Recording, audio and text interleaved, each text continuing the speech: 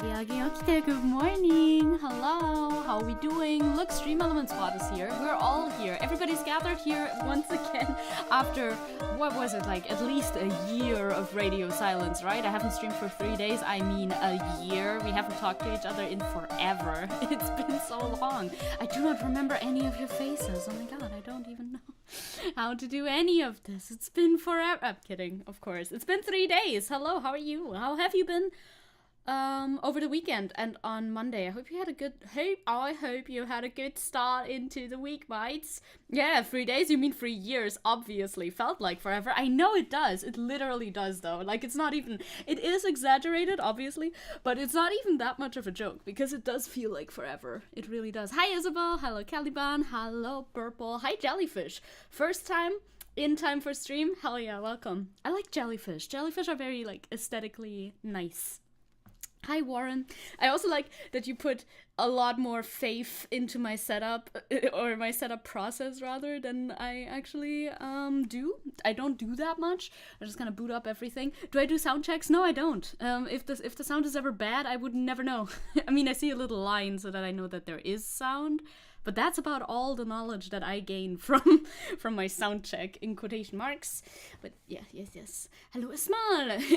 Ich weiß nicht, ob Sie es schon wussten, aber that's a good intro. That's a good intro. Well, you had 3 days to prepare for, like, a little, like, greeting, so it's good that you prepared well. Hi, Sepha, welcome. Welcome to stream, everybody. How are we doing today? StreamElements bot is running away from us, perhaps. That is very possible. What did you do this weekend?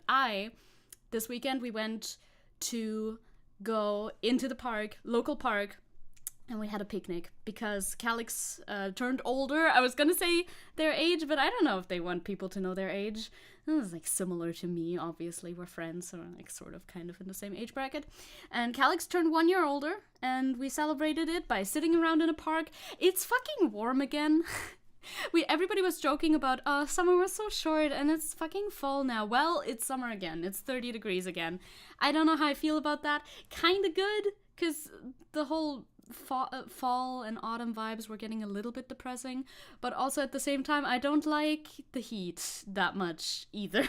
30 degrees is still fine. 30 degrees is okay. I've gone outside yesterday. It was a little warm, yeah, but like 30 degrees is okay. 35 is where it gets less good, indeed. That's why you should trust me whenever I say I believe in you. You truly do. You truly do. Yes.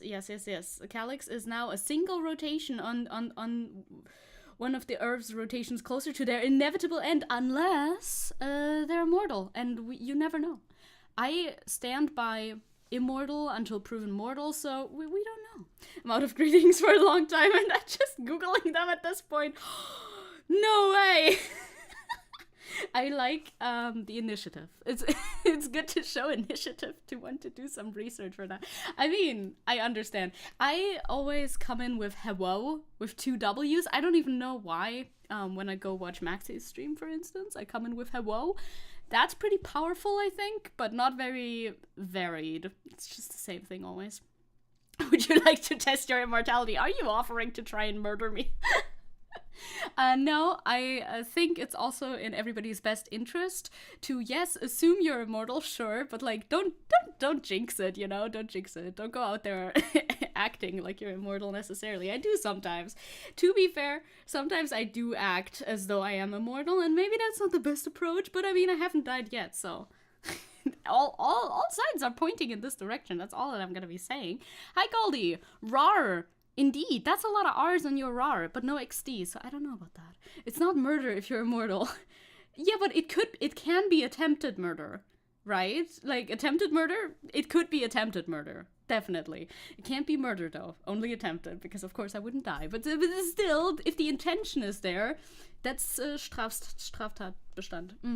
I'm pretty sure you could still go to jail for that or something. Yeah, we went picnicking. Lots of good food there. Calix made like a lemon tart and it was so good. I really like lemon flavored dessert stuff. Very good stuff. Very good. Very tasty. I gifted them a painting. I can show you the painting. I can throw that up onto screen real quick once I've found it. There it is. I'll disguise it as a double unaliving oneself. Well then, as long... Oh, that's big. As long as you don't get prosecuted, we should be fine. Hello. That's a big painting. Well, I made it big, but the colors are weird because I made it for printing specifically. Oh my god, it's Arthur Harrow.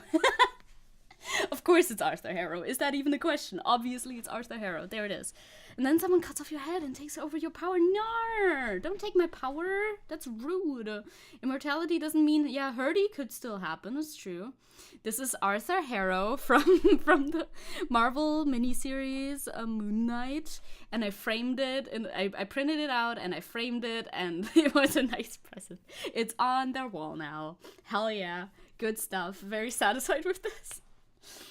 I painted it in fucking CMYK though, which is the colors that you're supposed to use when you want to print something because they look different, printer colors versus digital art colors, which means you don't have nice red.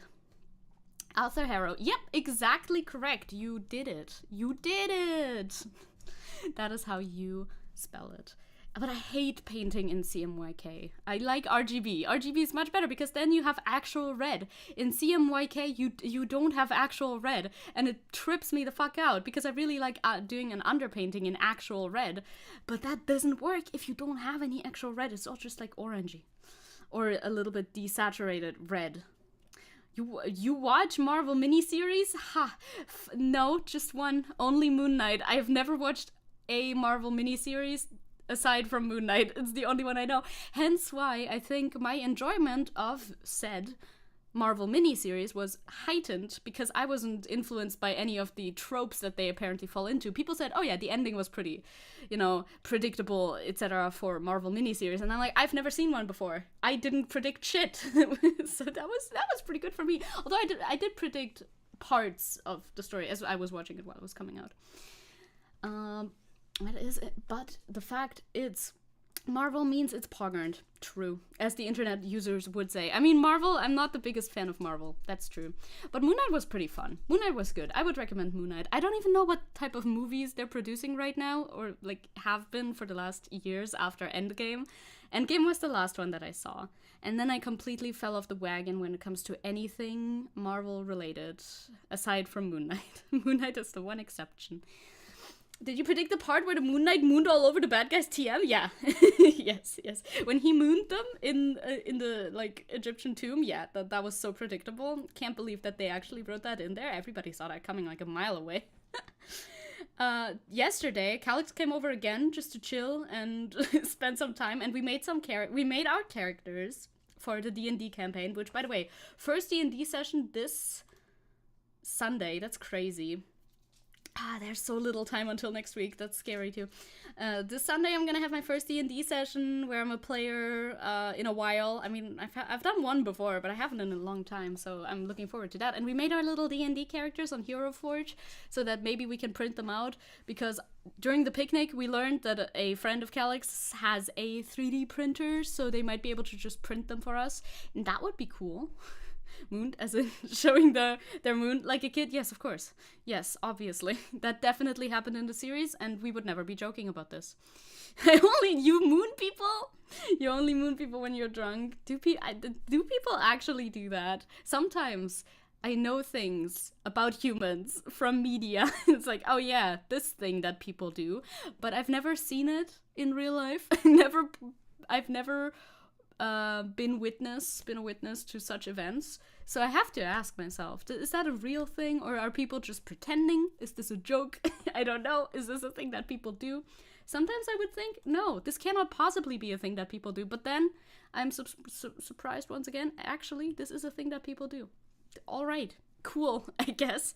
Another news from Monday is that I finally started, or rather continued, working on a thing that I need to get done by next Monday. Making good progress on that. Could be done today if I spend more time on it. And I mean, I don't have anything else planned today, so that should be fine. That should be good. So that'll be done. But I'm not telling you any details. It's for the outfit reveal thing for next week. Also, I'm planning a game. Woo! Things you do when drunk. I just fall over. I just fall over when I'm drunk. and am really funny. But I'm also really funny when I'm sober. But when I'm drunk, I'm even funnier, perhaps, potentially. Do people do that? I once did a naked race around the racetrack with some mates. Oh my god, that's insane. That's crazy. The new outfit is gonna be so good. I'm so excited about certain parts of it. It's gonna look so nice. I have a couple of ideas that I don't quite know how I'm gonna actually make them happen yet, and to which degree, but other ideas I'm just doing because it's just an outfit. I know how this works. I know how to do this. The Life to D part of it will be pretty quick too, because I'm very good. Very, very good at Life to D. You've never been drunk before. That's okay. You're not really missing out on much. I have some friends who have also never been drunk at all. And I don't think they're missing out too much. It can be fun, but it kind of depends on who you are as a person too. Some people don't have fun while being drunk at all. Other people do have fun while being drunk.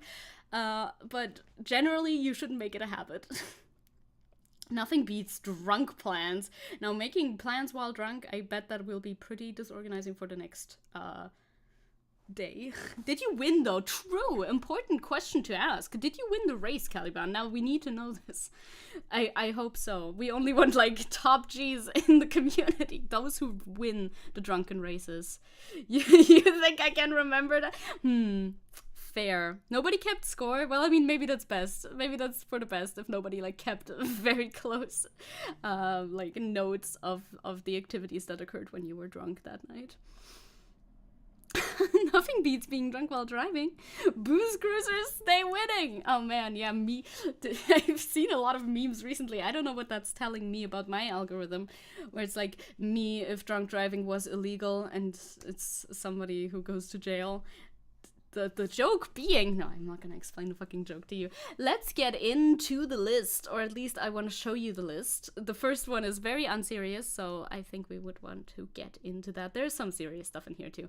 This is the list. Actually made the list yesterday, hence why the title is not incoherent garbage. For the most part, I made the list yesterday. I did expand upon it a little bit, as I like to do when I wake up. Oh, it's been like 10 years. I think the others fell behind because it was like a 400-meter sprint. That sounds long. That sounds very long.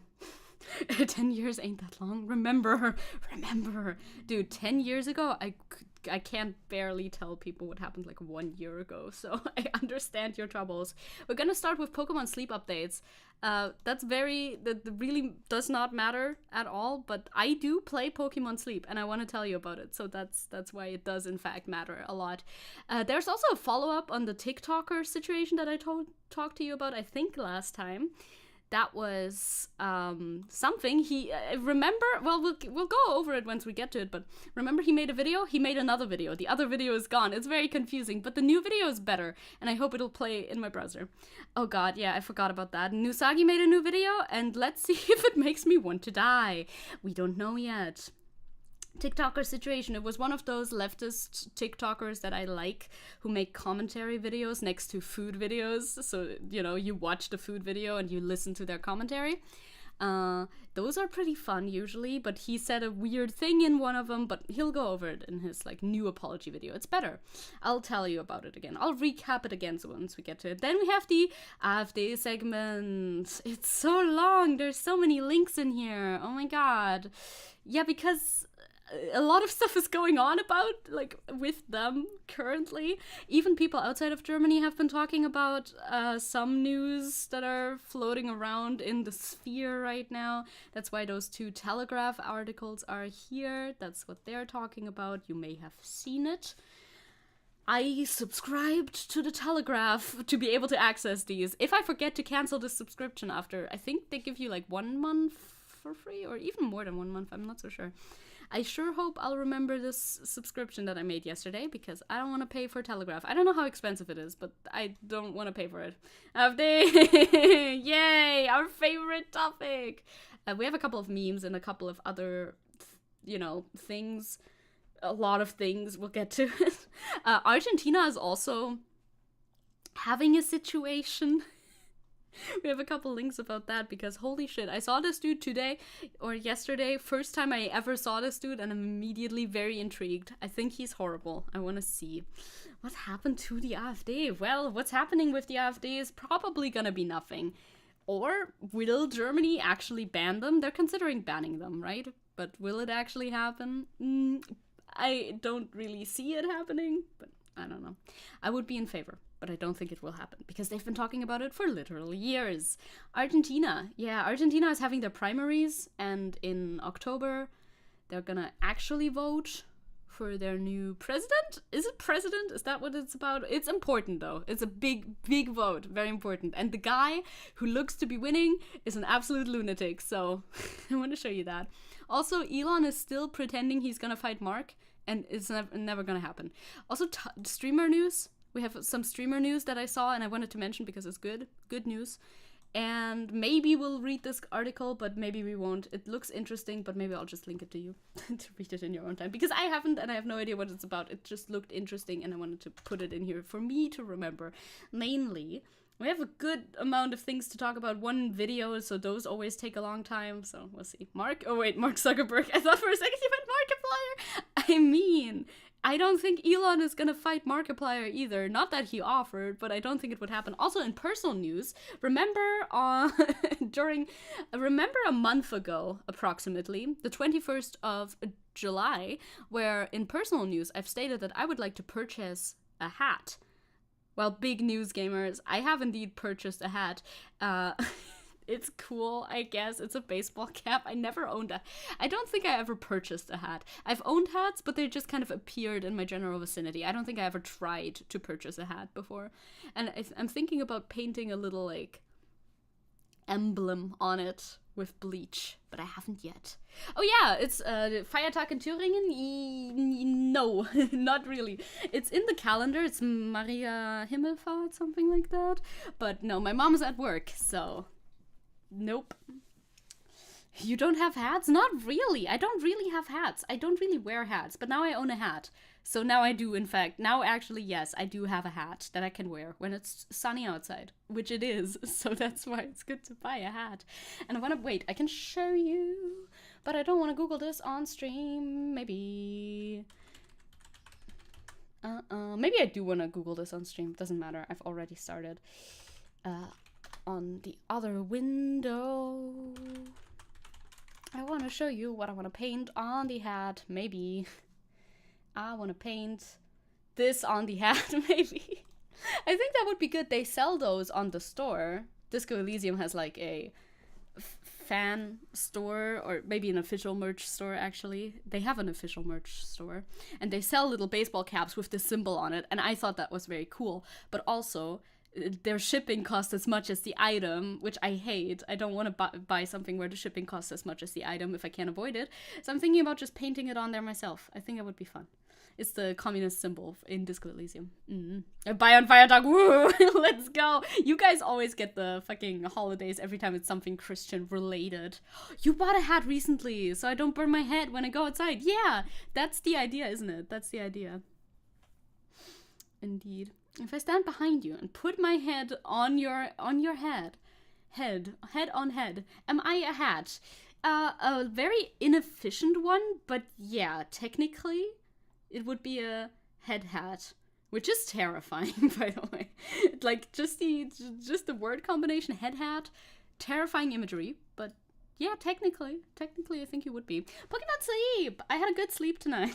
It was a little bit short, but it wasn't terrible. Pokemon Sleep is rolling out a huge update for all of my fellow sleepers. Listen up, Listen up, sleepyheads. They should call their fans something weird and funny. Snooze warriors. Something dumb like that. I would really appreciate it. They're doing a little update, and I'm very excited because they're adding new Pokemon, even though I keep seeing the same fucking 5 Pokemon every time I wake up. Very annoying. I want more. Please, give me more. Snooze Cruisers. Yeah, for instance, I don't care about alarm sounds and relaxing sounds because I don't use them. I don't care for the night mode. I care about the new Pokemon, though. I do care about that, and also fixing issues, because there's a lot of issues, actually.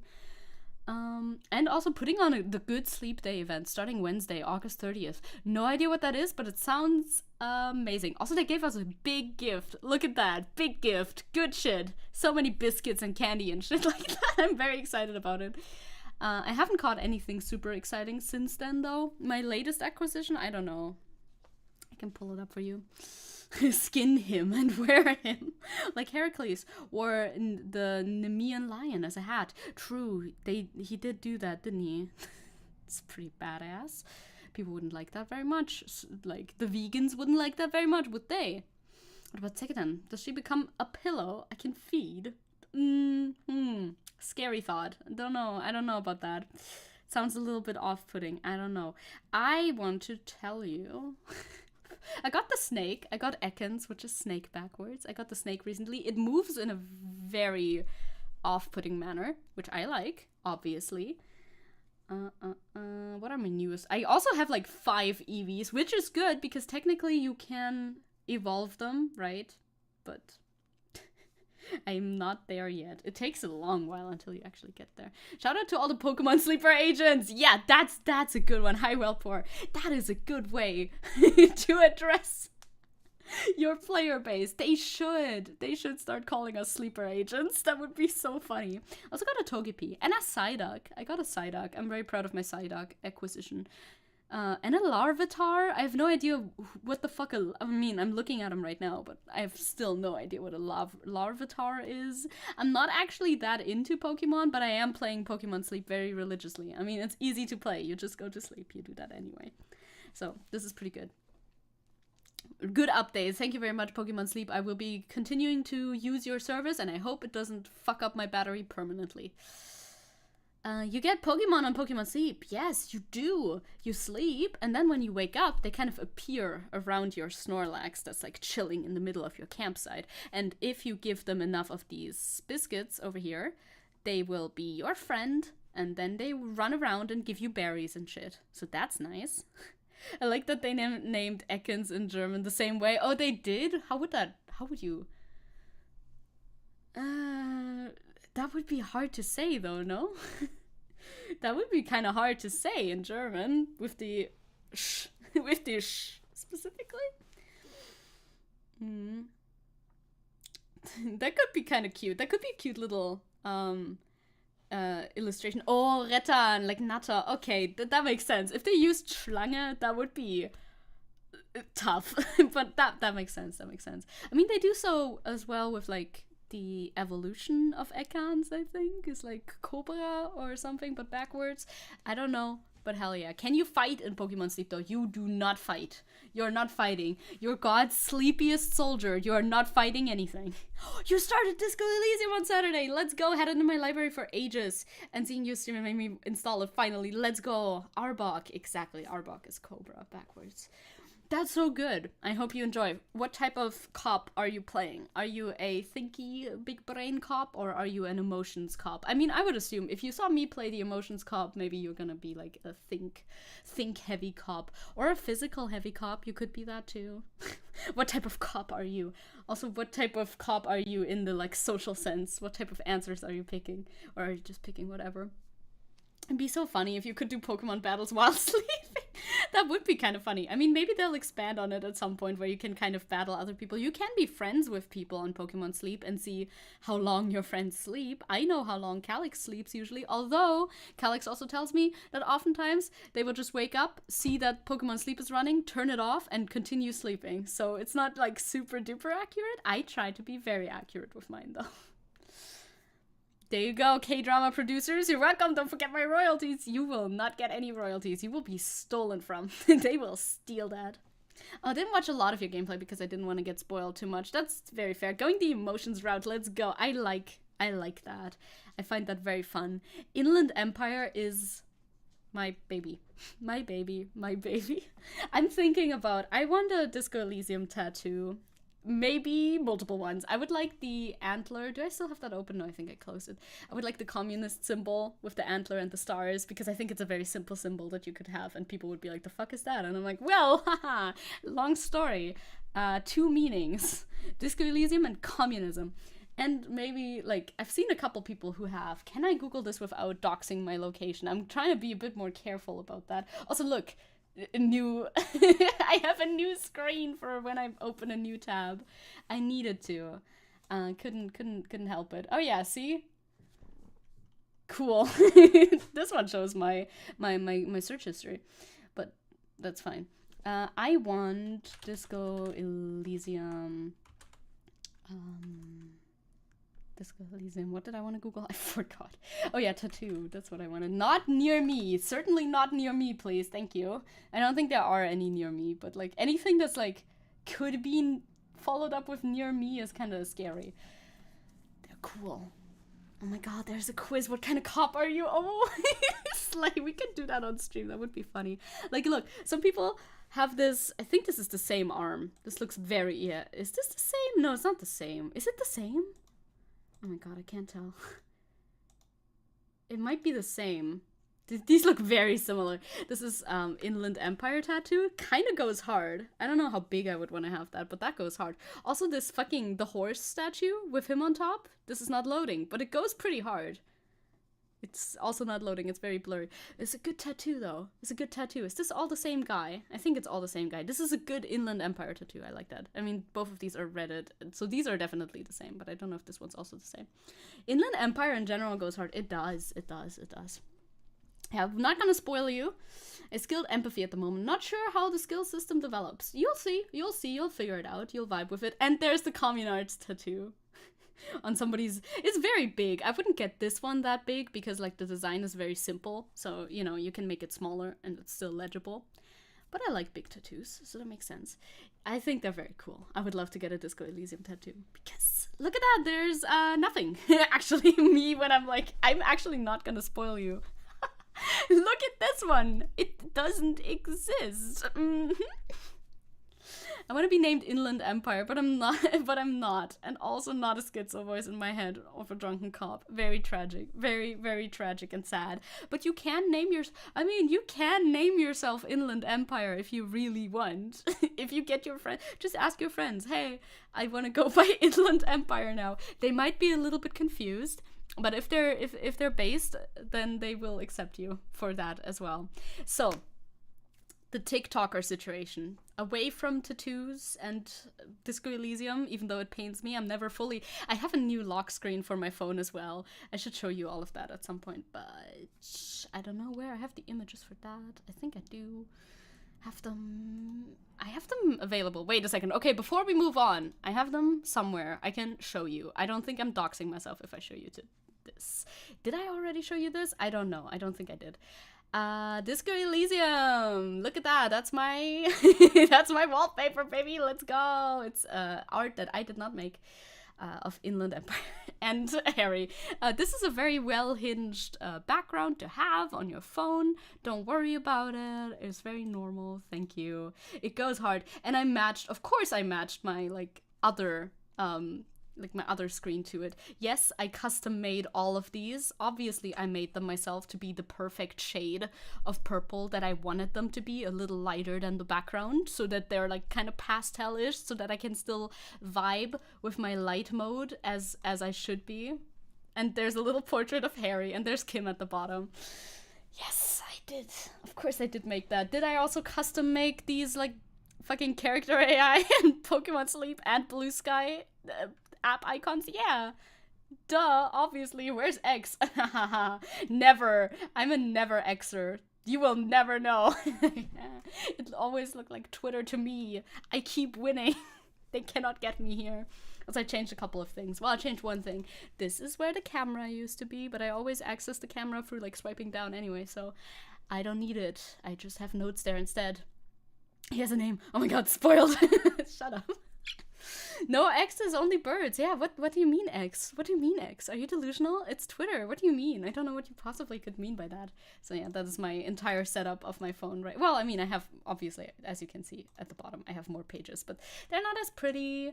They're kind of disjointed. I just need to have a few more apps than this. So, you know, I didn't want to make icons for every single thing. I mean, you can see there's like a fucking folder over there too, but that's my phone. It looks very cool. I'm very proud of it. I love to show it off whenever I can because I am dedicated to the craft of making my phone look cool every now and then when I have a new thing that I'm into.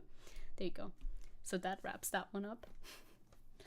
Let's move on to the TikToker situation. How to make icons and stuff. I could give you a tutorial, but you could also search it up because it's kind of complicated. But once you know what you're doing, it's kind of fine. With it's different for every phone too, right? I have an iPhone, so you have to.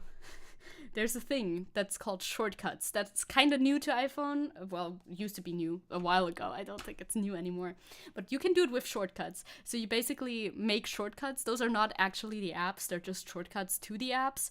And kind of like that. If you search up a tutorial, you can find it. It's kind of tricky. It's a lot of work. It's not actually very intuitive. But you know... What? Googling things myself? Gross, right? Why Google things when you can just ask? I mean, I do that too, though. Like, if I'm interested. And sometimes the explanation is easy. And then it's absolutely fine, you know? Then you can just get the explanation immediately from whoever you're talking to. And sometimes the explanation would take, like, a 10-minute tutorial. Other times, you know? Ugh, Apple. I know. I got an Apple phone in... 2018 or something, and then since then I've been converted. It happens. Germany banning democracy? Well, this can't be good. Well, actually, Theo, hello Theo, actually this could be good if they actually did it. Because I don't think the ban which they are proposing would in fact not be a ban on democracy. It's a shocker, I know. It's just right-wingers who think it would be a ban on democracy. But we're not quite there yet. We got a couple of other things to talk about before we get to the big block of talking about the AfD. Hello! Faded? Faded! That's so smart. I love how I had to think about the name for a little bit. Yes. Using numbers as letters. I'm aware. I know how this works. So, TikTok. You know the app? You familiar? I talked about a TikToker, I think last time. We can check at some point. Yes, one of the TikTok leftists that I like had a bad take. We talked about this last time. Why is my font so much smaller now? I didn't even notice. Anyway. He did... It's Evan on TikTok. Different Evan, not my friend Evan. A different man named Evan, whom I've never spoken to before. He had a bad take. He apologized about it last week already, but the apology was really bad, and I didn't really understand what his point was then, because he also didn't script that apology, which he should have. And now he uploaded a new apology, new and reworked apology, that actually makes sense. So I'm glad about that. I think we can still watch his content. I think his take was mainly misunderstood, but also phrased very poorly. So we'll see. Most people just call me F4, but I appreciate you for reading it right. Thank you. I try my best. Yeah, this one is not, this Evan, not even French. We're doing the good authoritarianism in Germany. We're at least trying. I mean, if anything is even gonna happen at all. You only know Vine. You are a boomer at heart, aren't you? So don't be loud. Thank you. It's playing. That's great. I'm happy. So this is the guy. Do you remember the guy? This is a long video. It's almost 5 minutes, but you know, fair enough. He has some stuff to explain. I think he tells us I think he gives a little bit of a recap. If he doesn't, I'll tell you about what happened. What's the scoop? What's going on? He'll tell you. I'm pretty sure he'll tell us anyway. It's a quick clarification video. The original video I made was in response to Elon Musk saying he would pay for lawsuits of people being fired, essentially, for saying things on Twitter. The original video we watched on Friday last week, because it's not available anywhere anymore, so we had to watch it through a duet, because he obviously deleted it, because his wording was very poor in the video. He explains, though, it was about a statement that Elon Musk made. Hello, Lord Peace. Welcome.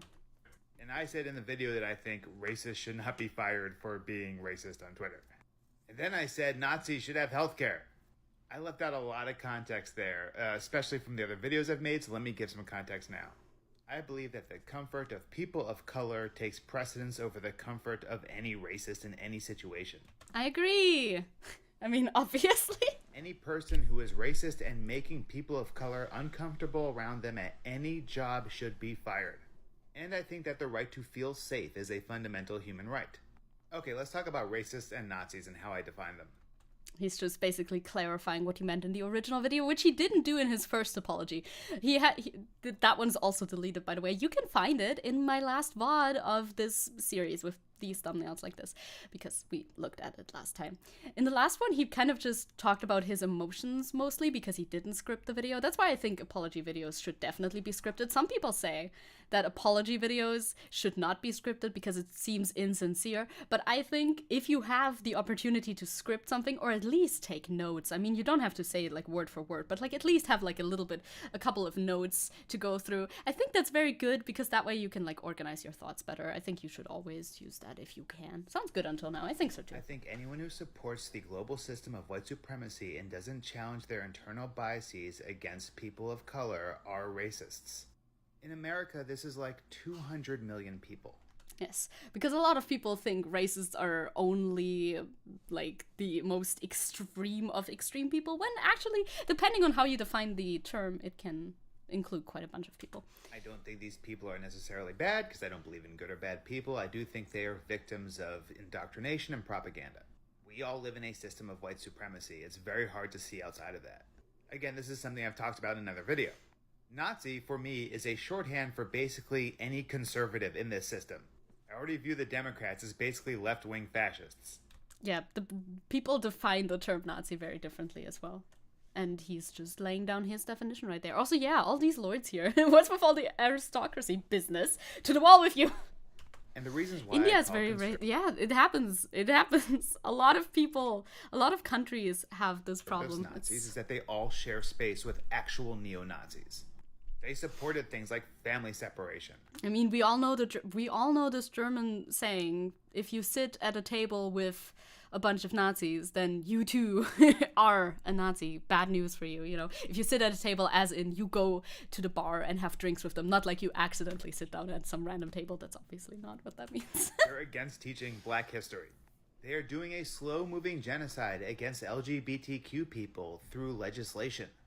Are they going after the Jews? No, not yet. So there's like a distinction between like the Nazis from the 1930s.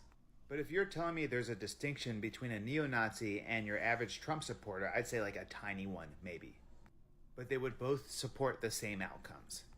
But in my mind, when I was thinking of a racist getting fired, I was thinking of a Trump supporter saying something like LeBron James should shut up and dribble online. Now maybe that person should be fired. Maybe I was wrong there. But really, that's the level I was thinking. Some people take issue with the fact that I said horrible racist, but horrible is just kind of a funny sounding adjective to put before racist.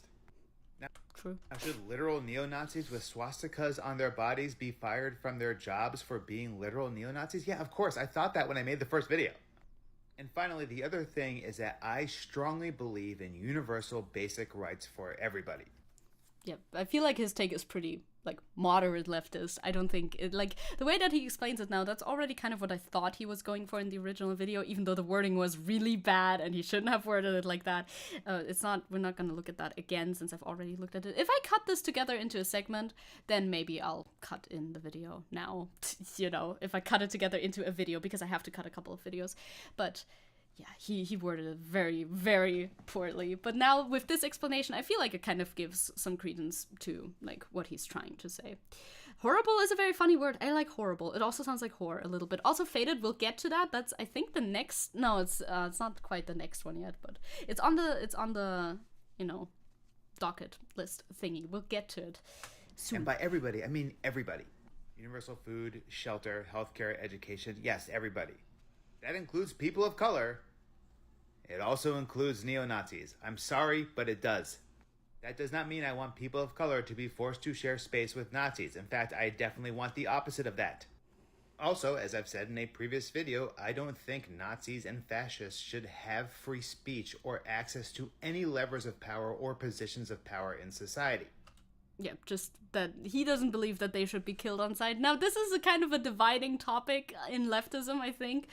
You know, because, like, the whole idea, the tenets of rehabilitation, and I do agree with that generally, but I only agree with rehabilitation insofar that people need to show the will to rehabilitate themselves first, because it's not going to happen due to outside influence only, right? You need to be able to recognize within yourself that you want to change your views. So I think they only really deserve all of the rights that he has listed after they show and like willingness to change. But I also understand, you know, that can't be a black and white statement, you know, because some of them are like 13-year-olds and they don't know what they're thinking.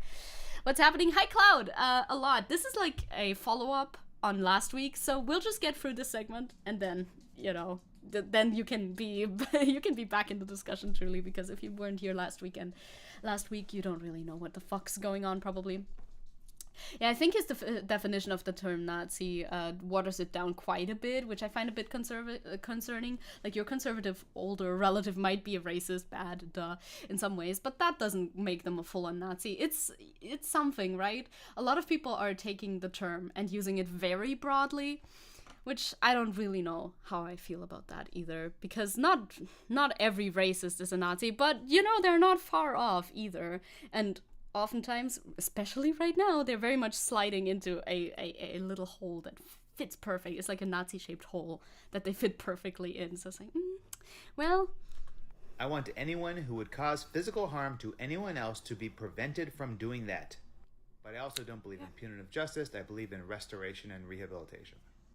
I also believe that meeting the material needs of everybody through these universal rights would help reduce racism and white supremacy immediately. And when I talk about treating racists and Nazis with compassion, I do it as an important project to happen right now to help people of color right now. I am not saying we need to treat Nazis nicely before we treat people of color nicely. I also want to point out in Elon Musk's original tweet, he said he would pay the legal fee. Yeah, it's in the VOD from last week. I haven't made a separate video for it, so it's kind of hard to find. So we'll just, we'll get through this real quick. We'll be through with this. People who were treated unfairly at their jobs.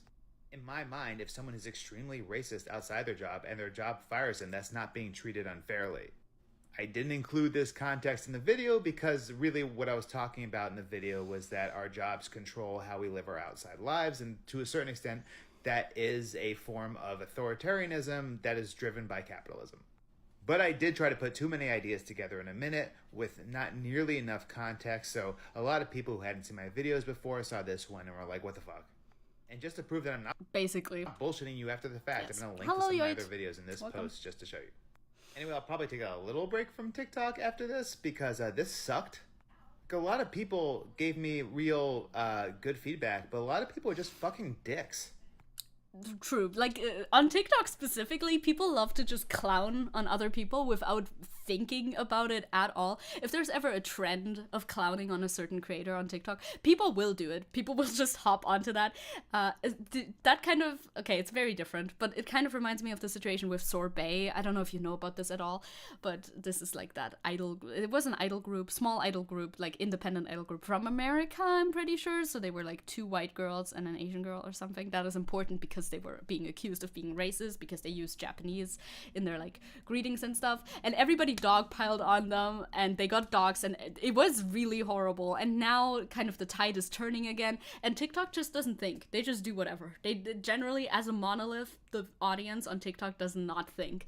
They see what the general consensus is and they do whatever the general consensus is. They don't have like they don't try to evaluate whatever is going on for themselves. It's kind of a problem. It sucked watching people that I like say they don't like my personality and take the worst faith reading of what I said. It hurt my feelings. This is why I don't tend to call... There's also no nuance on TikTok, which, it's not a TikTok-specific problem. It's an internet problem. It's a huge group of younger-ish people congregating in one space problem, but it's a problem nonetheless.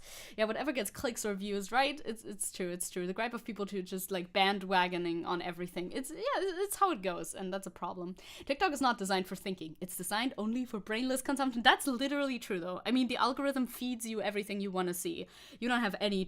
you have very few choices that you have to make when you go on TikTok. Like, on YouTube, you still have to search for a video. There's an algorithm there too, but they don't just automatically play you, like, the videos that you might be interested in, unless, of course, you're on YouTube Shorts, which is just TikTok for YouTube again. It's cultural appropriation. Only Japanese and Korean people can be exploited by the idol industry. So true. Leave it for them. Right? Call out other creators that much and insult them personally because you never know what someone's deal is. And, a lot of people are just trying their best. Anyway, just a quick little 5-minute video. I hope that clears things up. Yeah, that was a much better response than the last one that he did, I'm pretty sure. Also, of course, this is mostly for people who follow him. So at the top, there will be a lot of comments just talking about, him and agreeing with him already. So this is not generally the consensus. I wonder what the consensus is, though. This came out 18 hours ago. I haven't seen much more about, like, talking about him since this video dropped. So I don't know if people in general are like, oh yeah, we should reevaluate our take, because people don't like to reevaluate their take so much. Your words get censored. Oh, that happens very often. Speaking of idol, I'm apparently a DD. What is that? Is that an idol industry term? Dare demo daisuki. When everyone is my oshi. Oh, that's cute though. That's very positive, isn't it? I feel like that's a positive thing. Anybody who can find an easy way to attention and even potential money, yeah, a lot of people don't really care anymore. It's to the point where people have to play clips of soap cutting next to their videos. I don't mind that very much though. As long as your actual content is still good, you can play some soap cutting. I kind of enjoy watching the soap cutting videos. Maybe I'm a little bit biased. I find it very satisfying the way they cut their soap, but I understand 100% what you're getting at. Also, another thing is it is fun to be a little hater sometimes, but I prefer being a little hater when it's actually substantiated and not just randomly jumping on somebody when there's obviously a more nuanced take would make a lot more sense to go into it. I like having nuanced takes. Nuanced takes are not that like inflammatory. People don't like listening to nuanced takes as much as they like listening to like black and white statements, but I think most situations require a nuanced take, yeah. Just site Dungeons and Dragons. That would be good. Yeah, YouTube just swallows comments too. They do. YouTube loves swallowing comments all the time. It's extremely annoying. Okay, we put this at the top here because oftentimes I put video reactions at the end of the docket, but this one was one that I saw before anything else and I put it in there. Soap cutting. That's why it's everywhere. You've seen soap cutting as well. I like soap cutting. Hail Satan. There it is. Hail Satan, I can see. Nuance is very pog. I agree. Thank you, Ho Chi Minh. I like nuance as well. I think nuance is more interesting and just in general, the way that humans talk to each other most of the time. 9 out of 10 situations, you require a little bit of nuance. What you can do to mitigate this when you're a content creator is make an inflammatory statement first that can be clipped out of context in order to get the attention, and then follow it up by being nuanced quite immediately. So if anybody takes you out of context, that's on them. that's their move. That may be beneficial to you at the end of the day as well. But you have actually provided the nuanced analysis as well. Why did it work this time? That's so random. Yeah, YouTube is pretty random about it, I think. I've given up on the soap cutting. It's alright, my attention span gets lost more in soap cutting rather than the conversation at this point.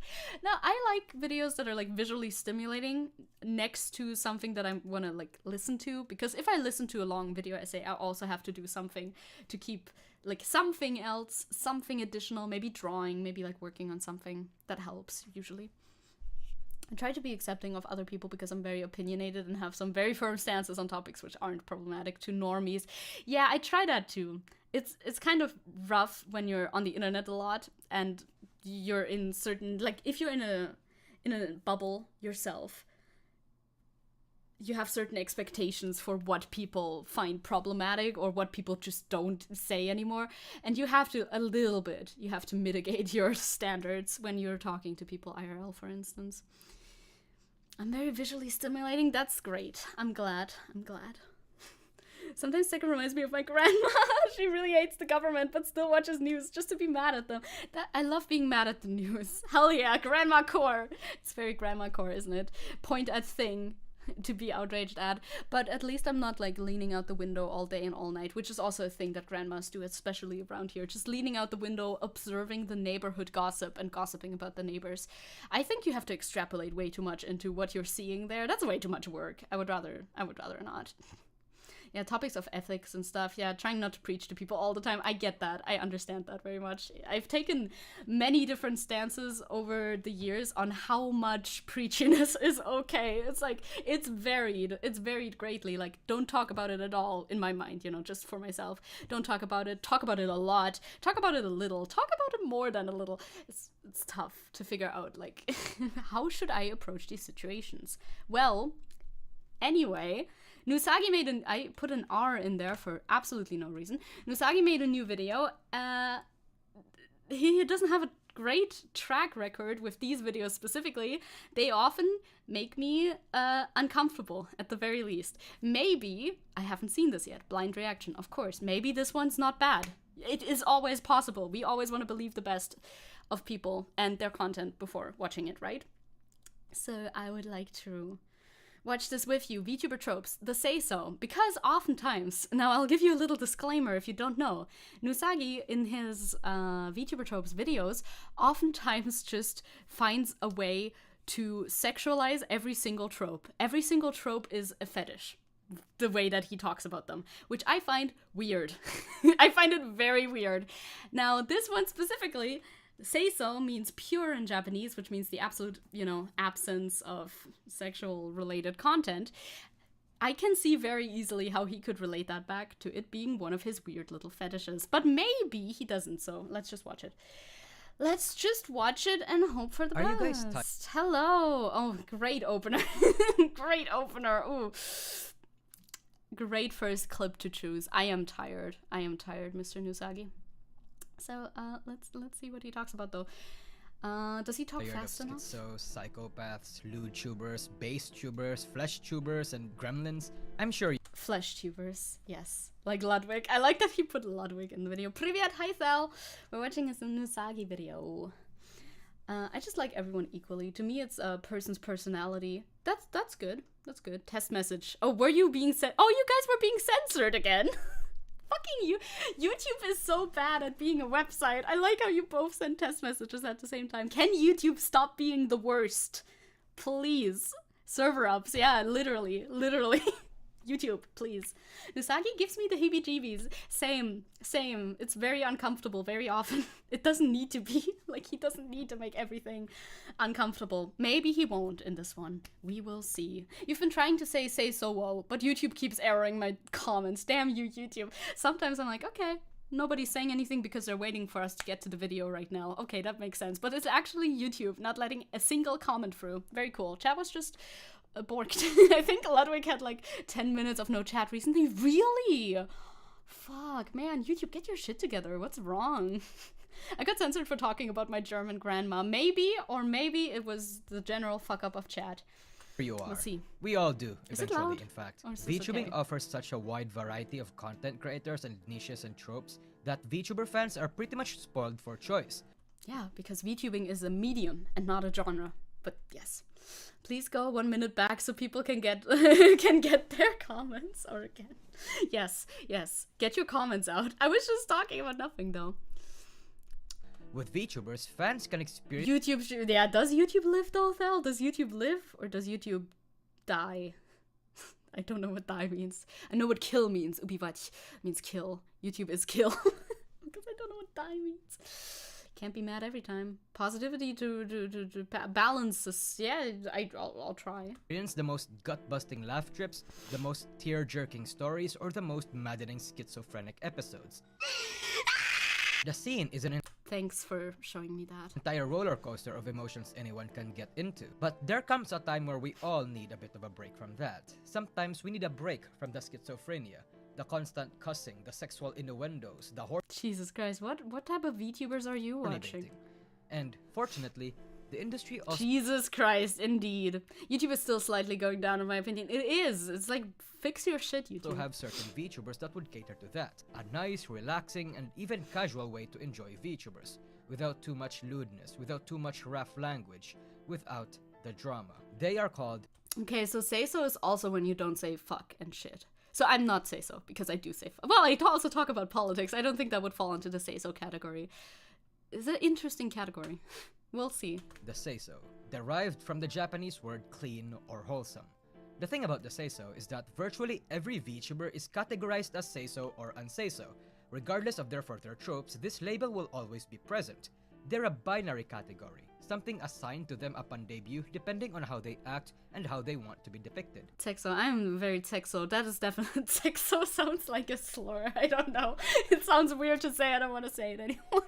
Why does it sound like that when you say it out loud? He talks about people like they're products. It's weird. That's so true. That's like the big overarching thing that I don't like about how Nusagi talks about people.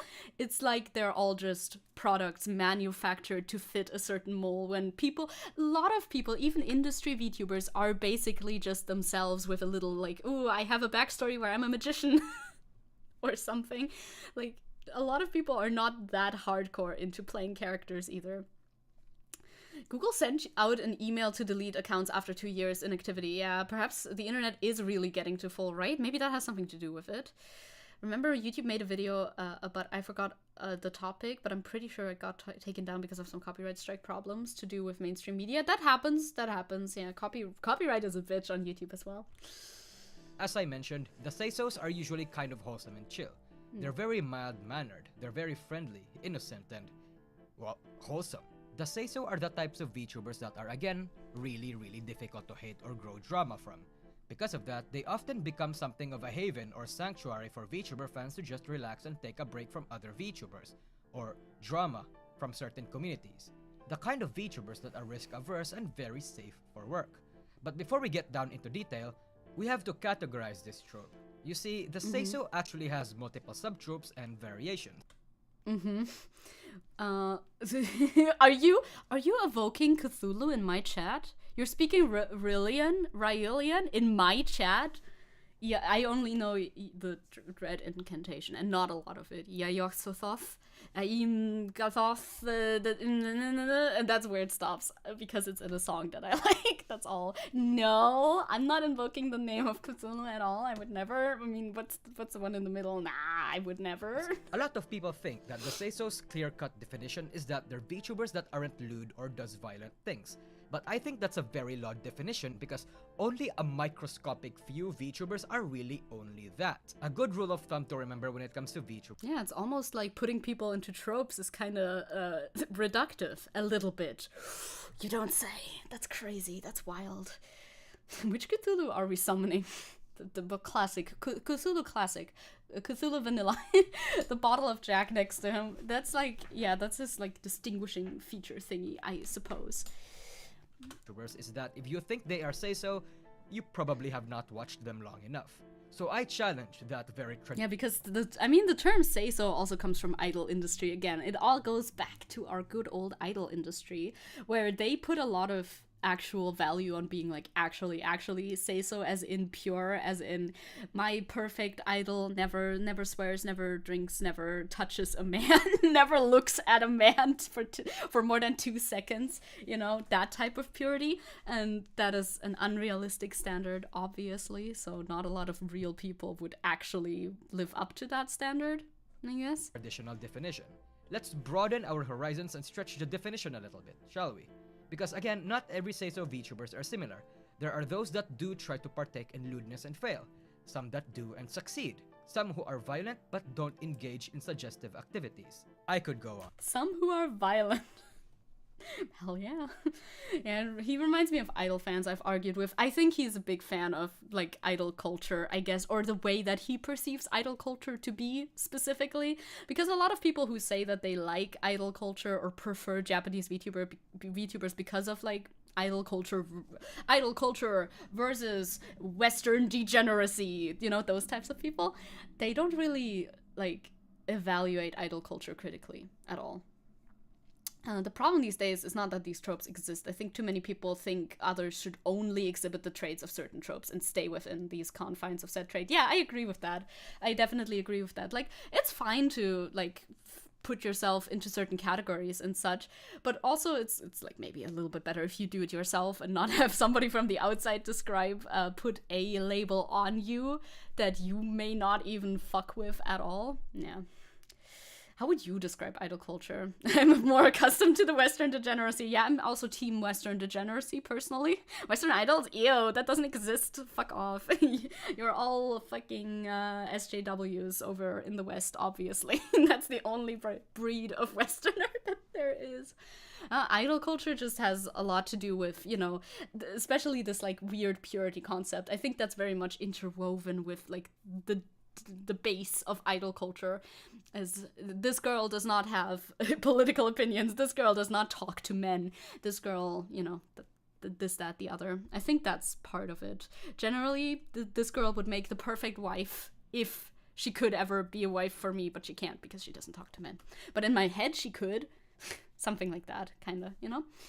I know there was some unhinged outcry from some fans when Hollow got male VTubers. Yeah, when they started collabing with the girls, the sometimes expected say-so-ness really creeps me out. Yeah, literally, people are super upset when their Oshi, well, not everybody obviously, but certain people, those people who are like, idol culture, yay, we love that shit. Those people get very upset when their Oshi collabs with a male, because that taints her purity, because she's speaking to somebody who's a man. Huh? It's very problematic. Did I miss? No, the Germany stuff is still upcoming. Don't worry. Germany's coming up after this one, actually. So don't worry. As such, in this video, we can try to categorize each say-so types under 5 different subtropes. These subtropes include, but aren't limited to, because I might miss a few categories and I don't want to waste one more fucking hour thinking about it, are the saints, the half say-so, the cinnamon roll, and the say-so. The cinnamon roll? Yeah, that's a lot of subtropes. Prepare your asses for an unusually long VTuber tropes video. Yeah, it's 5 minutes longer than usual, I think. But first, take note that a VTuber placed in a certain subtrope doesn't necessarily mean that they fit in that subtrope exclusively. There are those that fit and cross in multiple subtropes. Someone can be a saint, a cinnamon roll, or the comfy all at once, that kind of thing. At the Almost like tropes are a little reductive. Is 3 just Iron Mouse because she likes cinnamon roll so much? So far, we'll see. So far, this video has not been too bad, though. We're blind watching after all. I think so far it's okay. He hasn't said anything that I find too bad. At the end of the day, they fit under the say-so umbrella regardless of which or how many subtropes they embody. The reason I'm categorizing them is that some VTubers are exclusive under a certain subtrope, but again, that doesn't mean everyone is. You decide which VTubers belong to which subtrope ultimately, and how many subtropes they embody, because It's getting so granular. It is, the whole trope discussion is getting so granular, almost as though they don't really fit in one trope specifically, because it's like many different tropes making a personality. We're watching the Press News Zecke again. Yes we are. He made a new trope video. But maybe this one's not that bad. I don't know. Why do I have so many messages on Telegram? Holy shit. I have 37 messages on Telegram. I don't watch every VTuber, so I'd naturally miss a lot of examples. And even if I do watch them, I am not confident that I watched them long enough to a point that I know them all that well. So I could get a few VTubers categorized wrong. Again, I'll repeat the little Can you turn it up a bit? Alright, I can. Of course I can. He played a loud sound mantra earlier. Fucking incantation here. If you think they're say-so, you probably have not watched them long enough. That applies to me. So first, let's talk about the saint. The saints are... well, they're exactly what you think they are. They are the kinds of... Yo, it's just like, why are you not offended? Where's the drama? You must be molding at everything. Again, no nuance. You're so right. No nuance. Yeah, it's up to you. An action can elicit a different reaction from different people. That too. Yes. Again, I think it would just be easier not to be so like hung up on the existence of tropes, whether or not they do. But, if it's fun for you, I guess. VTubers that pretty much don't swear or want to be lewd at all. I mean, yeah, they can still be depicted as a bit gravure at certain times, but it's often not because they intended or wanted that to happen. The saints are what the kind of say-sos a lot of people traditionally think when they think of the trope. You know, the bastions of purity and maidens of innocence. The exact... It's just pausing the video to say, yeah. Picture of a pure, innocent girl in all aspects. The kind of girls unicorns would only approach. No... Fuck, I forget. I don't remember what that term is like. I've heard that term before. It's like a 4chan term. Unicorn, that is. But I don't remember what it means, so no. So, like, they're family friendly. Technically, yeah. In normal situations, you would just call them family friendly, I guess. But they're not really... I don't think they're really reaching, like, a family audience. No, I'm not referring to that kind of unicorn. Oh, he's gonna explain it. I'm talking about an actual unicorn. Like... the mythical creature. In fact, the saints are so unintentionally or intentionally pure that when they do want to try something lewd or use rough language, it's not exactly for the reasons you'd expect. When they want to do something remotely lewd, it's not even with the intention of arousing their fan base or flexing their ego or something. And when they cuss, it's more so because they've been tricked to do it, or because they don't know what it means. Tokino Sora is perhaps the perfect example of this. Sora doesn't exactly want to participate in lewd or rough behavior, but when she does, it's for the most innocent reasons possible. For example, when she suggested to other members to do a cover of Pomp and Circumstance, She did it not because it was suggestive, but because she thought it was a cool song. Bro, literally Sora didn't even know the meaning of the song until later. This girl filters those thoughts from her mind and doesn't even process it until someone points it out. That does happen. Some people are not very aware of that sort of stuff. It's true. Another example would be Kazama Iroha. She is so fucking pure, Polka even wonders why and how the fuck this girl could even survive in the internet. The same goes for Rosemi. It's true. I always find it funny when people are like really like actually oblivious to a lot of things, but they are generally often on the internet. Like, which places of the internet do you go to in order not to know all of this shit? I don't know. I legitimately do not know how you can browse the internet in a way that doesn't make you aware of a lot of stuff. The core definition of the saint is that they're VTubers that people think of when they see the word say-so. It's that clear-cut and traditional definition that I mentioned earlier. Yeah, like the pure idealization of women, it can be very intrusive, I think. I think so too. So far, he hasn't said anything specifically about that. He's just been saying, you know, they are pure, whatever, the ideal, pure, innocent girl. But generally finding, you know, when people are very obsessed with that sort of an image of a girl, then that can be a little bit of a red flag. He so far hasn't mentioned anything like that, so we'll just see what he continues to talk about, I guess. Yeah, that's what I'm saying. To be this pure and oblivious and still browse through the hellish biomes of the internet blows my mind. Me too. Legitimately, I don't know how people do it, but I do think it can be real. Is it always gonna be real? Maybe not, but, you know, I think it can happen. Maybe all of the say-so girls actually are normal, and everybody else is the one with the dirty mind. I don't know. Without all the definition stretching and expounding. The half say-so are the say-sos that are kind of say-so on one hand and kind of not on the other. These are the kind of... I think those are the normal people then, probably. I think those are just normal people. That's just a human. VTubers who can cuss like a motherfucker, but not want to be sexually desired, or someone that is a bit sexual, but does not want to use rough language. They're either relatively sexual but not violent, or violent but not sexual. They only have one of the say-so traits. Thus, they're only half say-so. Pecora is perhaps the most appropriate example of this. Pecora is a war criminal, but she does not want to be lewd at. Pecora is a war criminal, this is a fact. Yeah, like the obsession some men have with virgin women. I think it's the same line of thought. I think so too. Yes, I agree with you, yeah. Like, I would beg to differ that they could make it through a game of CSGO and be the same, yeah. Right? It's like, where are you? How do you use the internet? I would like to see, like, a month of using the internet from people like that. Please explain it to me. I just want to know. Oh, never mind.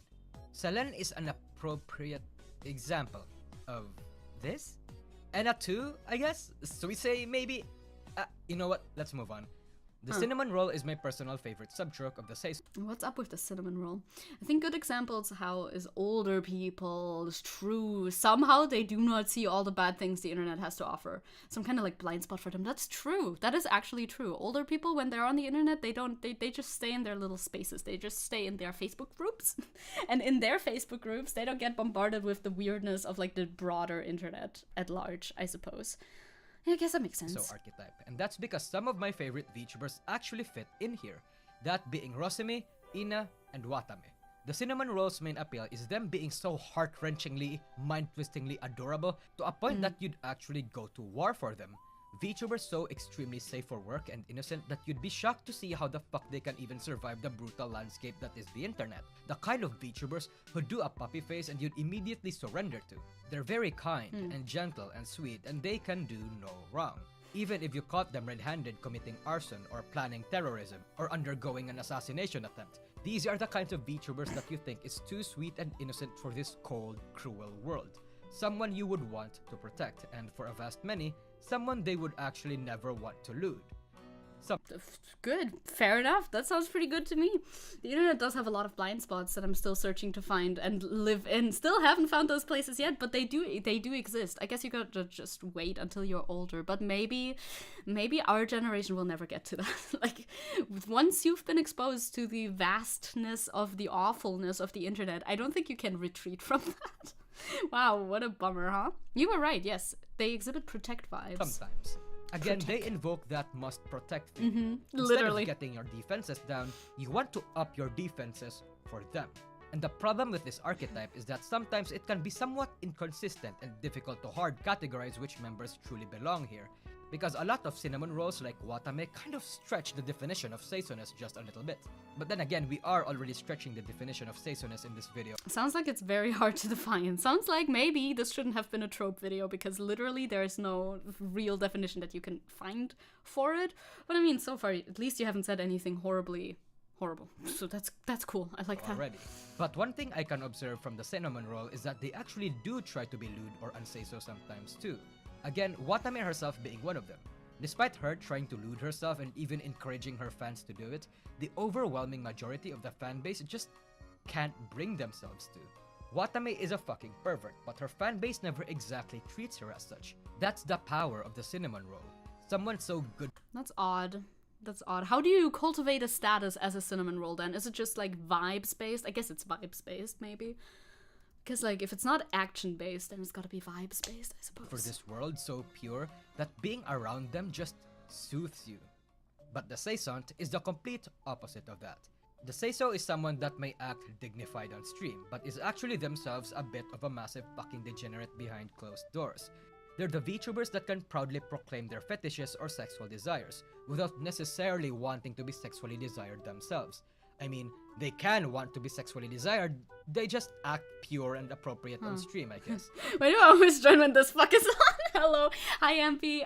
Well, good news, this video so far hasn't been horrible. This video so far has been just trying to analyze and trying to categorize something that he cannot find one specific category for at all. So it's kind of like not super useful so far, but we're only halfway through, so maybe he says something a little bit more interesting further down the road. It's just looking at generally how say-so-ness, I guess, is perceived within VTubers, and I don't know, he hasn't said super duper a lot so far. That act pure on stream part is important, because this subtrope also has two categories that I think is worth differentiating. Those categories being what I'd call the sleeper say-so and the airhead. So first, let's talk about the sleeper. The sleeper say-so is sleeper say-so is sleepy. They go to bed a lot, they take naps a lot. They aren't awake. They're hongshu me-ing through life, actually. Someone that, quote-unquote, hides their power level. They are the kinds of VTubers that are quite cultured. They know their lewd shit and may even have quite a few fetishes, but would rather act wholesome or appropriate on stream. They're the kind of VTubers that a lot of people, especially the outsiders or those that don't watch them enough, may get the impression that they're say-so at first. They are yabai as fuck, but doesn't act like it until prompted or... Sleep stream when? That we play Let's play Pokemon Sleep! Let's play Pokemon Sleep, where I screen share my Pokemon Sleep screen to you and just go to fucking sleep for 7 hours, and then we wake up and see which Pokemon we get. Now that is a great idea. Hi, Nessie. Triggered. Thus, why I call them the sleeper say-so. Because, you know, they're like sleeper agents. Yeah, Big examples of this would be Achan, Hana, and Aki. Achan has a... I'm one of those outsiders. I'm an outsider too, honestly. Like, I know stuff about the community, but I don't have enough time to watch everybody actively. What are the most memorable moments of Risa, for example? Not lewd moments. I don't know. I don't know. And is shameless enough to repost lewd art of herself and even downright encourage it sometimes. Someone that's actually so fucking lewd and dangerous behind the scenes, but someone who's really professional and appropriate and wholesome, quote-unquote, on stream. In fact, most VTubers, male or female, actually belong in this category. A lot of them just don't have the opportunity or choose not to spurg about their sexual desires because they're unprompted. But tick the right buttons, say the right things. Sense. I think for content creation, you're usually not going to be prompted to talk about that too much. Again, I think this is just another normal human. The more I know about the VTuber community, in quotation marks, the less I want to know and take part. Yeah. I definitely 100% get that. It's so weird too that there even is a VTuber community in general that's like supposed to be one umbrella when it can't be, since again VTubing is a medium and not a genre. You can't really have one community for a medium that's like the YouTube community. Maybe in like, I don't know, when it was new, when YouTube was a new thing, maybe that was a thing at the time, and I guess VTubing is still relatively new, so maybe that's where it comes from. But it's a medium. You cannot... there's wildly different YouTubers as there's wildly different VTubers. You know? That sort of thing. We have learned too much. And most of them the would be dark fine arts. and more than willing to Yes. do it. And because sleeper say-sos are usually like this, the sexual tension in everything they do is palpable. Because people are going to be double-checking Or maybe, or maybe those people that you describe as a sleeper say-so, I think, maybe they're just sometimes want to talk about sexual stuff and sometimes don't. You know, I don't think there needs to be a sexual tension permeating through every single one of the things that they do, just because and at some occasions they like to talk about sex and stuff. It's a bit odd, but all right. I love taking things too seriously. I'm possibly autistic, okay? That's what we do. That's our whole deal. and second-guessing everything they do or say. At least we're not thinking whether TikTokers. We're not, right? I mean, I'm a TikTok user, but I haven't posted in a long time. or not it was an innuendo or some obscure reference to a piece of lewd media they might be a fan of, the gaze in their eyes change. That thin veil of say-so-ness hiding an absolute sex monster is why it's so attractive. God, the words that he chooses to talk about people with. The words. Bro, you have such a way with words. / negative. And it's way sexier, unlike the So lewd tubers. basically normal people. It's just it all boils down to these are just normal people. They're normal people. Display it outright and leaves no room for the imagination. Under the sleeper say-so, it's a bit more mentally stimulating not because you this play a fucking little clip, mind dude. game with these VTubers. And most of the time, they're usually Stop better showing at me playing this it clip, than you please. are. Thank you. This really only applies for the variant of the sleeper that isn't sensitive to ecchi stuff and is actually playful though, because there are sleepers that are quite sensitive to these kinds of things too. They are cultured and knows their shit, but would rather not go there. Hell, the fact Absolute sex monster is no way I describe a company VTuber. There's some independence though. However, there are out there, but I don't think company VTubers would fall into this category. that there No. are sleeper say-sos like this is the sole reason as to why I've put them under the say-so trope as a whole.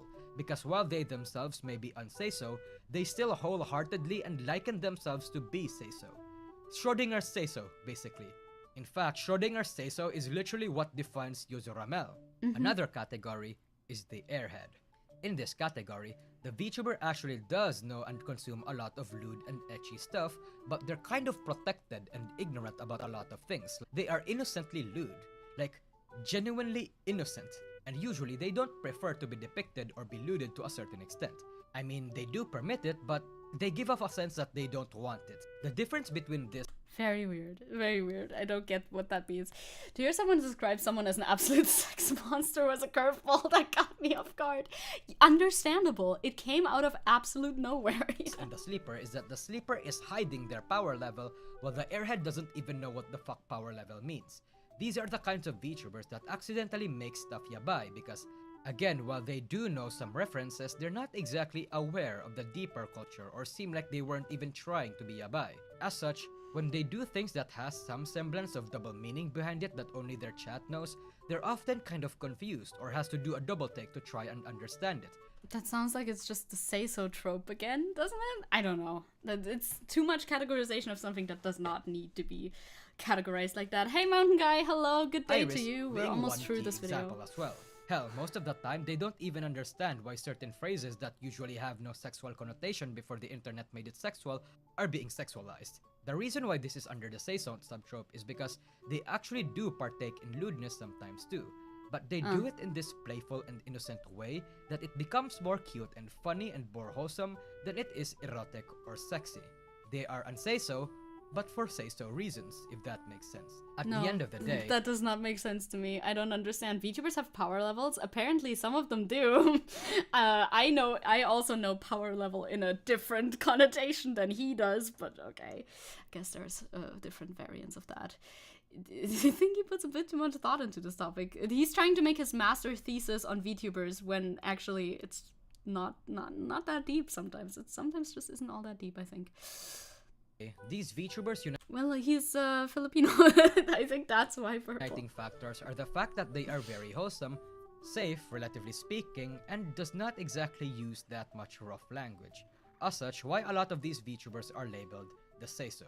Just because they are say-so or act like it doesn't necessarily mean that their fanbase will follow too. See, the thing about the say-so VTubers is that since they are these maidens of wholesomeness, there will always be a specific few people that will want to sully that pure white innocence. Oh, there it is. Ah, there it is. Oh no. Yeah, that's not great.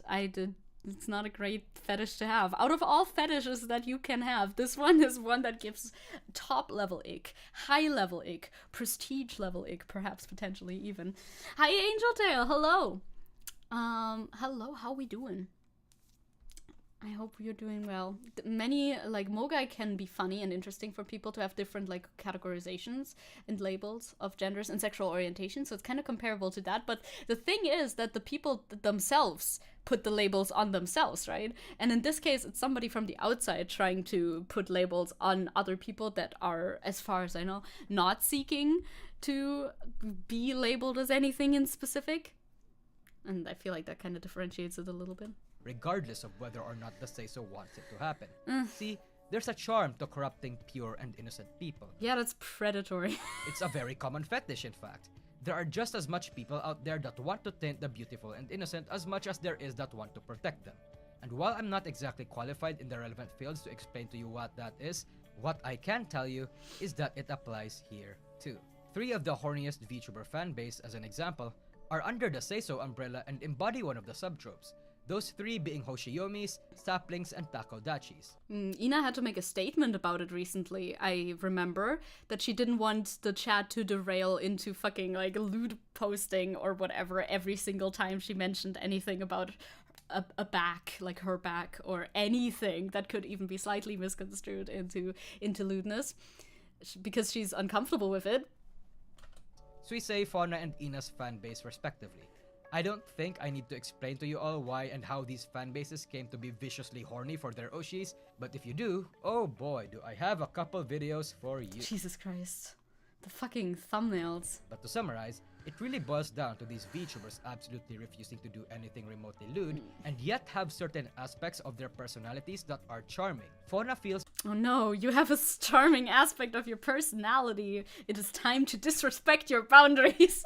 genuinely the fuck motherly. kind of take? Suisei is a beacon of talent and confidence and the mother of all motivating and inspiring VTubers. And Ina is comfort incarnate. These traits don't exactly have anything inherently sexually appealing about. They don't. They, in fact, do not. Yes. To me, I feel like everyone's still an animal. We're just more evolved and found a different way to thrive. I mean, surely there's there's instincts. We have instincts. That's very, like, animal-like, isn't it? Yeah, I've watched a few videos of this guy Rev is 100% worse. Rev is 1,000,000% worse. No competition there even. Like, Nusagi has this weird, like, aura about him. Not to psychoanalyze or anything, but, you know, he's just a Coomer.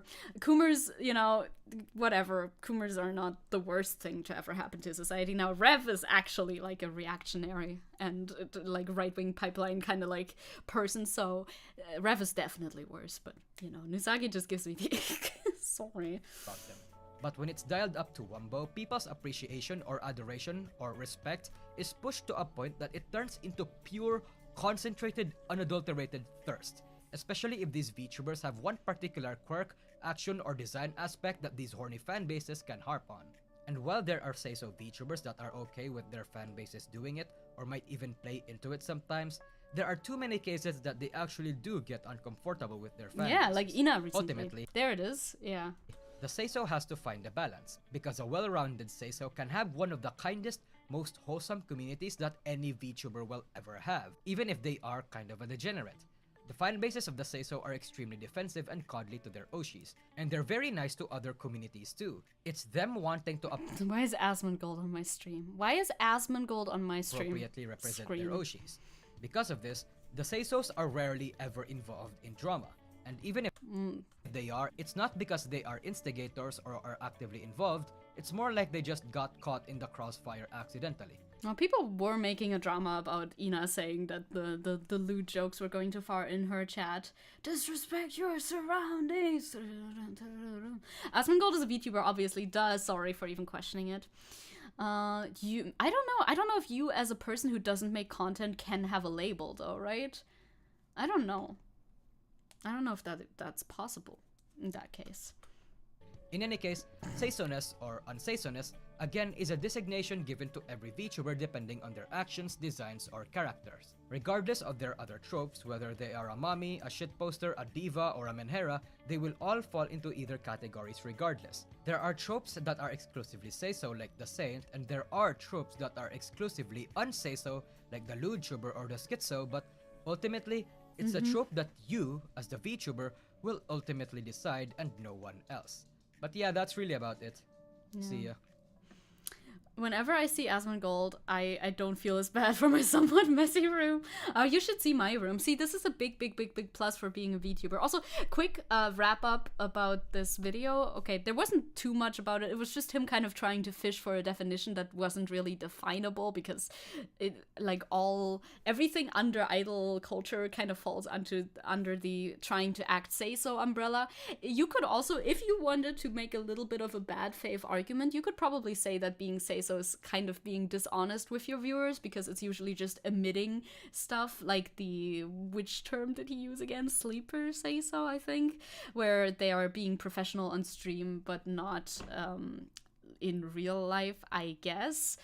That you could see, if you wanted to make a bad faith argument, you could see that as just not being very real. But of course they can't be very real because they're under a fucking contract with their company and all that, so that's not even like something to fault the actual VTubers for. It's just, yeah, you shouldn't talk about these real subject matters. Also, he didn't talk about say-so and unsay-so-ness in terms of being like politically outspoken, probably because there's not a lot of examples of that, because in companies no one ever is. They don't make any like, well, not no one ever, but the cases are very, very far and few between. But I think that would also make you unsay-so, probably.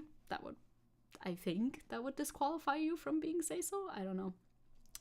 Have you seen the controversy about the VTuber collab, follow, etc. pricing satire post? No, I have not. This is completely unknown to me. What is that? What is that all about? You could post it to Discord. I could look at it.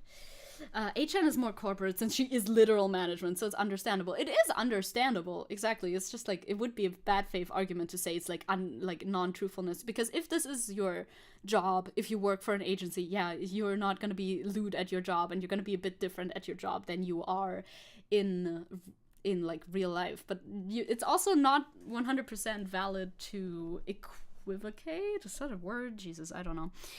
To say that an office job is the same as being an influencer. That's a weird kind of like, that's a whole discussion in and of itself, because influencers are always held to different standards than, you know, normal people who work normal jobs, obviously, because it's not in fact a normal job. You want, as somebody who watches people live stream or make videos or be an influencer of any kind, you want a certain level of like sincerity. People don't like when people are being insincere with them when they're content creators. But this is like a question that you could pose. How much sincerity are you actually owed?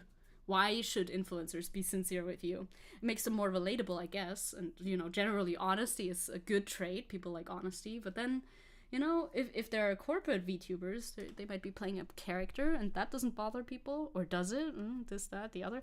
That's a whole subject matter that's kind of interesting to look at. And say-so, yeah, isn't say-so from Japanese idol culture? Yep, that's also what we discussed earlier while we started the video.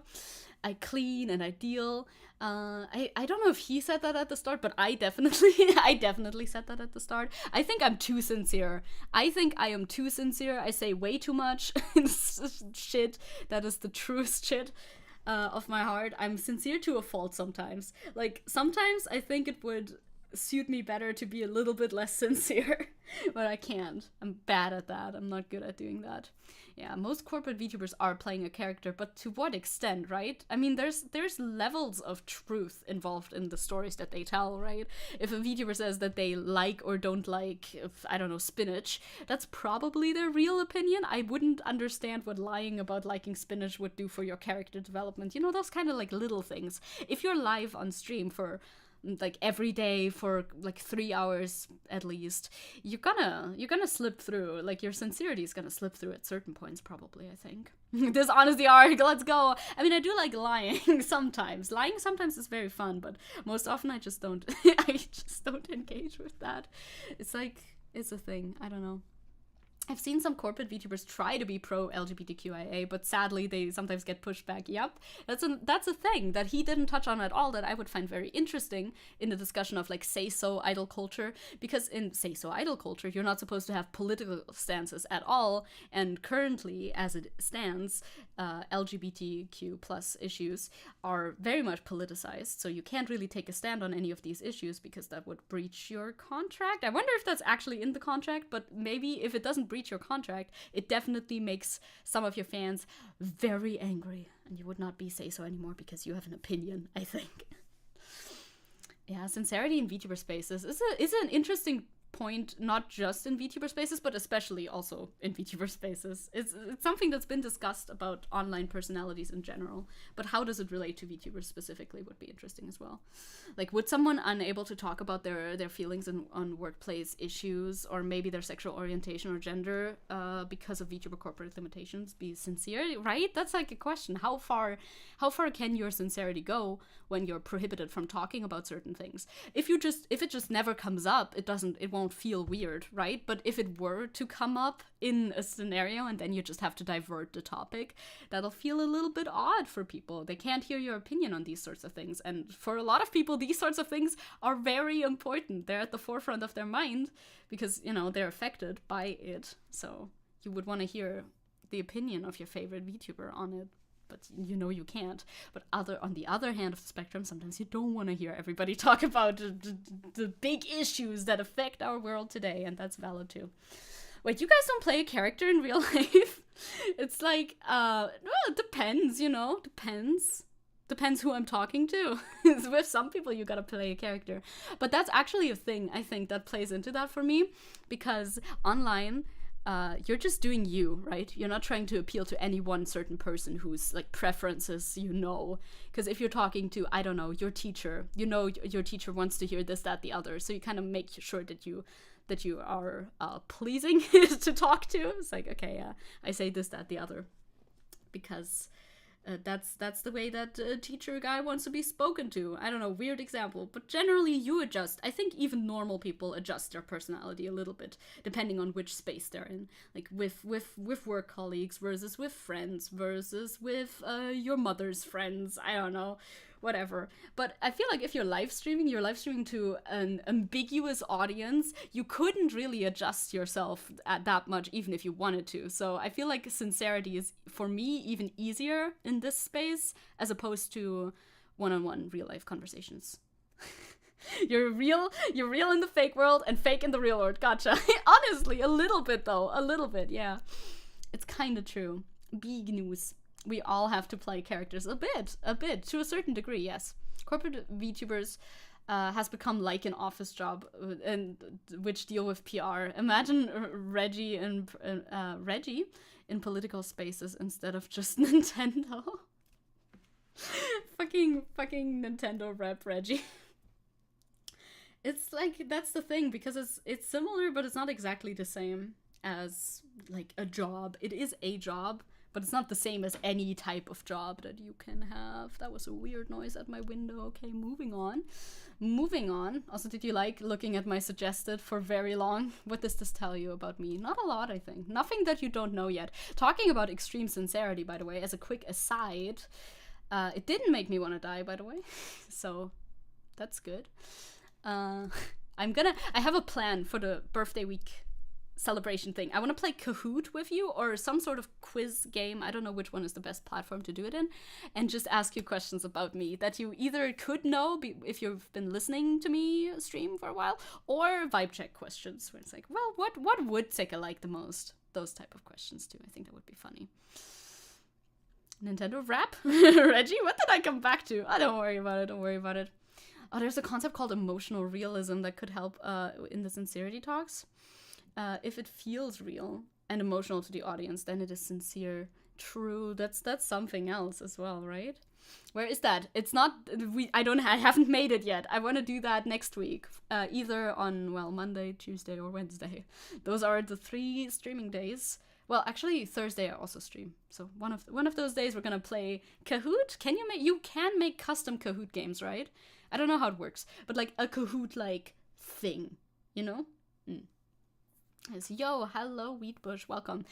We're gonna talk about the AfD now. This is gonna be very extensive segment. So the AfD in Germany, if you don't know, let us look at this tweet while I explain to you what that is. I mean, most of you do know. A lot of people outside of Germany have also been hearing about the AfD because the AfD is our super far right party that we have trying to get into the government. They're not in there yet because nobody wants to collaborate with them. However, they've been gaining support throughout the country, especially the east of the country. Yay, my part of the country, East Germany, represent. They are voting for the AfD. They're expressing their support for the AfD, which is, by the way, short for Alternative for Germany. They are expressing their support more and more. It's like a rising number. It's not great. Hello, Bro Dragon. Welcome to stream. All right, good morning, good night. Oh, it's very late. Gotta get some sleep. I will have some videos for you while I'm gone, so no worries at all for that. I will probably make this into a segment too. We will see. Good night. Sleep well, Faded. So this is a little poll that they conducted recently. I found this kind of funny. Also, I have an answer to Carl's question, so, you know. Also, Carl... what's your vibe? I don't know. I don't care. It's a random Twitter user. He says, I wonder what the 10% of the AfD voters who think the AfD is a threat to democracy are like. So this is a poll asking the question, hey, do you think the AfD is a threat for democracy in Germany? So overwhelming yes. This is a pretty overwhelming fucking graph, right? A lot of people say yes, some people say no, percentage-wise. This is split by the parties. Like most of the Green Party says yes, most of the leftist party say yes, most of the SPD say yes. Like more than 50% of the FDP say yes, they are a threat to democracy, and 10% of the AfD say yes, for that they are themselves a threat to democracy. And Carl asks, what are they like? I can tell you what they're like. They're literally Hitler.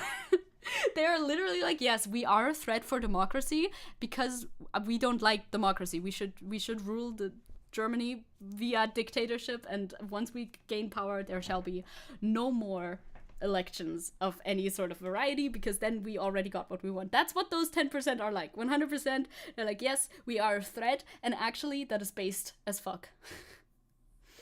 I think. Grüne more based than Linke again. True. Like what's up with that? What is up with the Linke party? I don't know.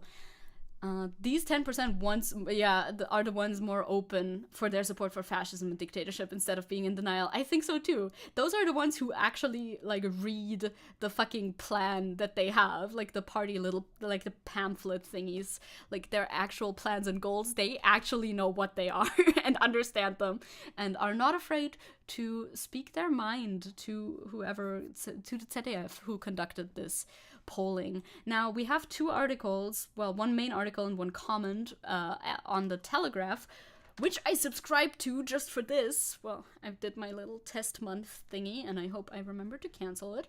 Germany considers a ban on the far-right AfD.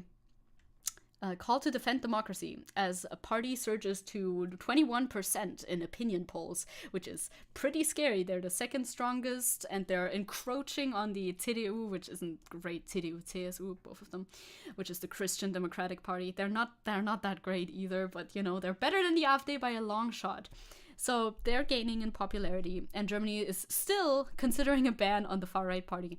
Now, to put this in context, they've been considering this for a while now. It feels like they've been considering this forever. It wasn't as pertinent, I guess, earlier because they were never that high in polls. YouTube, let me send stuff. No, YouTube does not allow you to send stuff anymore. Yeah, let me... YouTube does not allow you. Isabel, no. None of you are allowed to chat. Chat is outlawed in YouTube. We're covering this now. We just started on the coverage of the considering, a ban on the far right AfD. This article has been around on Twitter. I've seen so many opinions on this, and most of them really shitty. People are like, whoa, banning a party? That must be bad.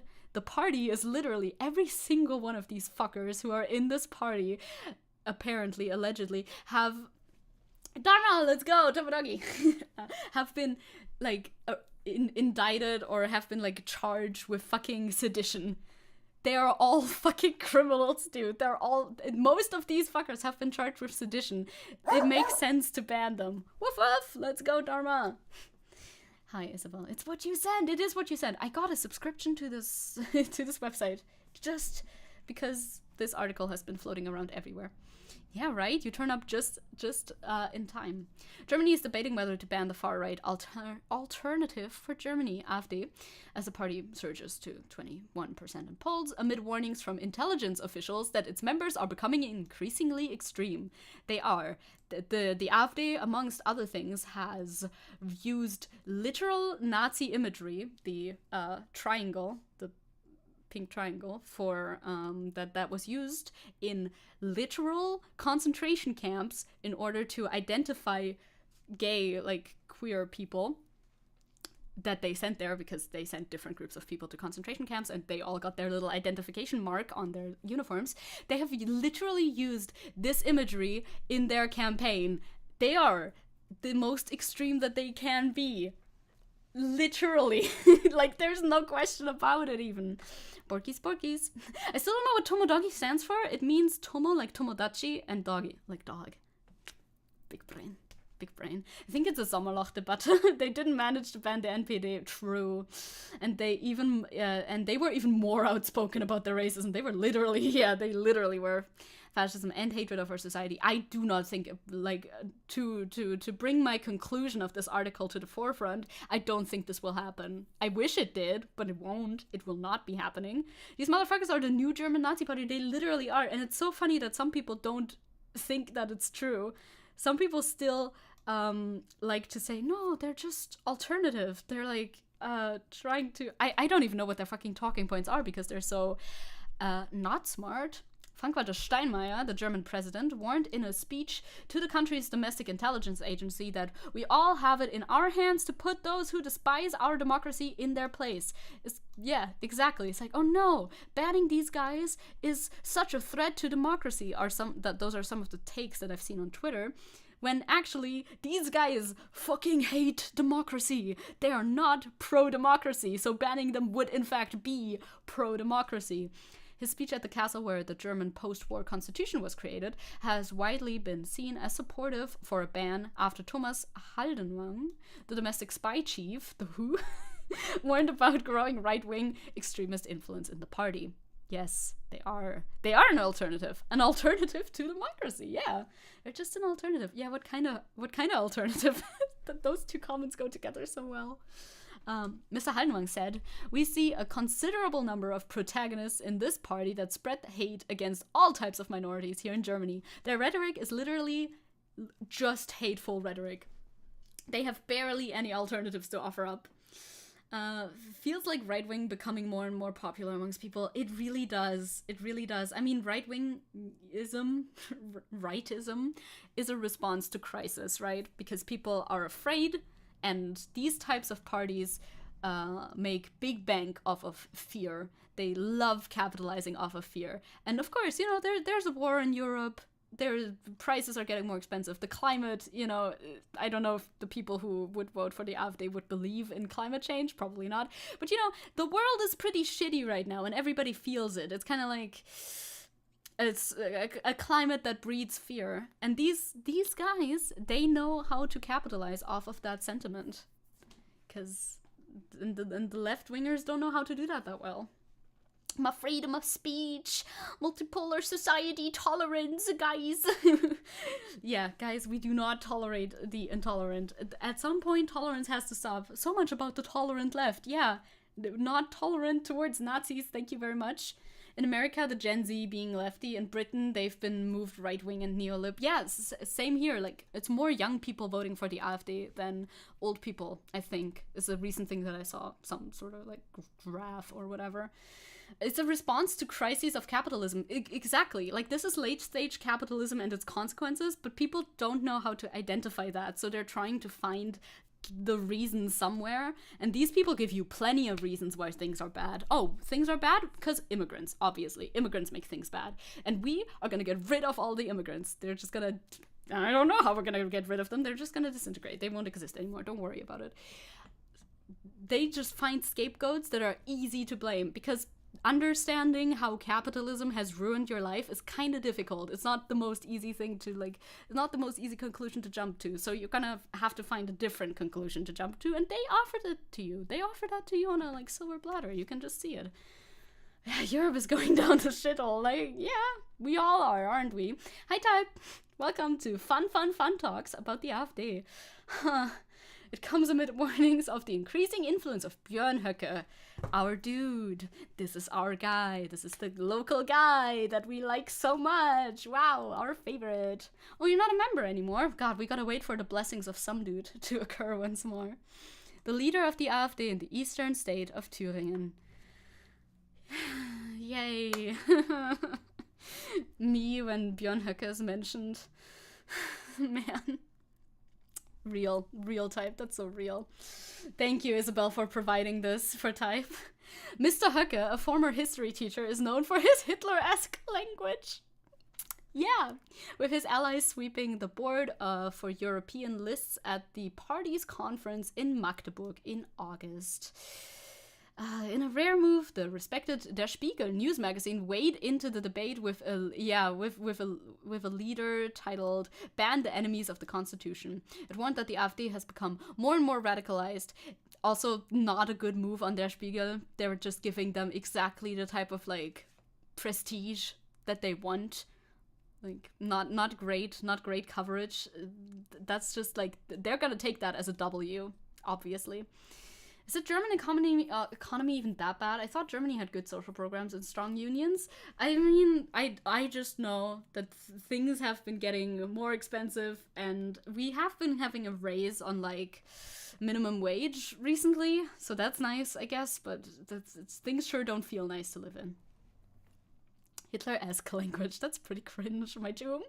Not prim at all, Paul, no, pal. Paul? Who's Paul? The AfD has become more and more radicalized. It's time to defend democracy with better weapons. The co-leader of Olaf Scholz's ruling Social Democrats also said a ban should be considered if the AfD is categorized as a group of proven right-wing extremists. Because, yeah, it would make sense. But alas, isn't Höcke your next Ministerpräsident? Shut up!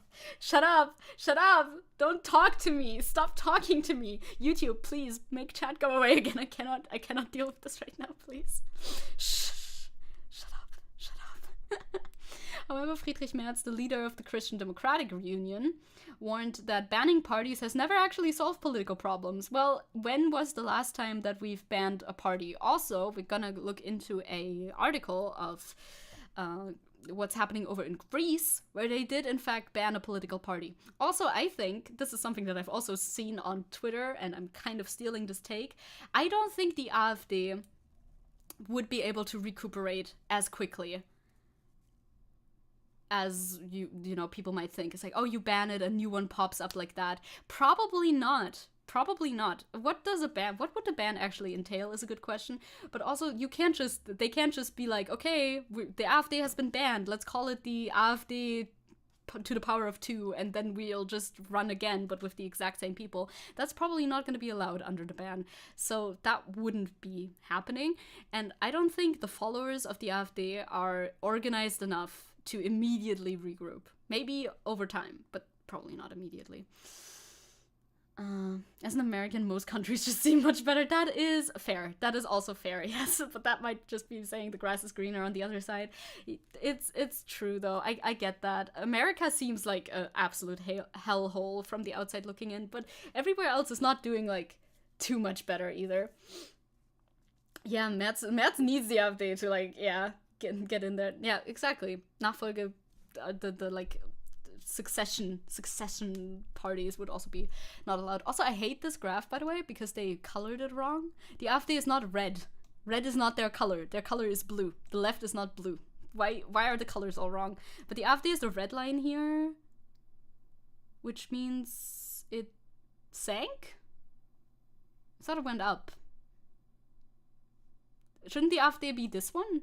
Did you label it wrong? The AfD is at 21%, so it should be this one, shouldn't it?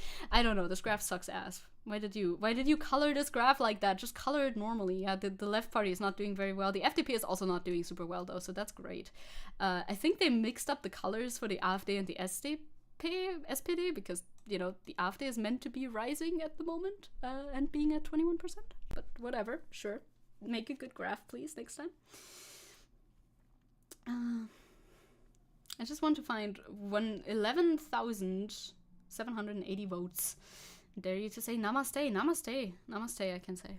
I don't know, man. My country sucks, and the weed roots that won't die is just growing wildly. Freaking hell. Weed roots? Like, oh, you don't mean that literally, do you? Meanwhile, the German Institute for Human Rights, a non-governmental organization, declared last week that the AfD have reached a degree of dangerousness that they can be banned according to the constitution. Like, we have this in our fucking constitution. We can use this. Please do use it. Don't just say you're gonna ban something and then not ban something. Jesus Christ. They warned in an analysis that the party is actively and methodically trying to implement its racist and right-wing extremist goals and shifting the limits of what can be said so that people can get used to their ethno-nationalist positions, because that's what they are. That's literally what they are. They wanna get anybody who could be seen as a foreigner out of the country. Yeah. Yes, I agree, Nessie. I agree. Are the left there? No, I don't really. Like, the left isn't that. The left party is not the greatest. The Greens are more left than the left. The Greens is the party you're gonna want to vote for. So if you have a German citizenship, but don't know shit about shit and need my very well educated opinion, vote for the Green Party. They're our guys. They're gonna be our guys probably, because the Greens are like a Green Party is enemy number one of the AfD and the Conservatives. The left is kind of dead in Europe. It kind of is. It really is. The left is kind of dying. Yeah. Oh yeah, fucking. Höcke is literally advocating for ethnic cleansing. Like, brother is not even like sugarcoating it any much, like that much anymore. The Green is the Linker, die Linker. No, it's literally true though. They are the better option than the left party to vote for generally. Germany has a troubled history of parties being banned, with Otto von Bismarck, the country's first chancellor, banning the Social Democrats for disloyalty to the Kaiser. Yeah, but that might be a little bit different context, perhaps. When the Nazis came into power, they banned all other parties. Yeah, I wonder what the AfD would do if they came into power. I wonder if anything similar might happen there. Could potentially, I mean, perhaps. But green isn't my favorite color. Yeah, that's rough, huh? Well, then you can't. What is your favorite color? Can you? I mean, we do have a broad spectrum of colors that you could vote for. The left is gonna rise again. If the left is gonna rise again anywhere, unfortunately, it'll be on my side of the Atlantic, unfortunately. Well, maybe I still have hope. I still have hope. Yeah, if the parties are literally like, they are not constitutional, they are breaking laws, every single one of their fucking members has committed sedition, maybe you shouldn't be a party. Maybe you should not be allowed, perhaps. AfD should be banned for disloyalty against Königsschutz. True.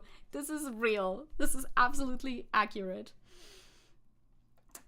Thank you, Angel. I appreciate it. Thank you.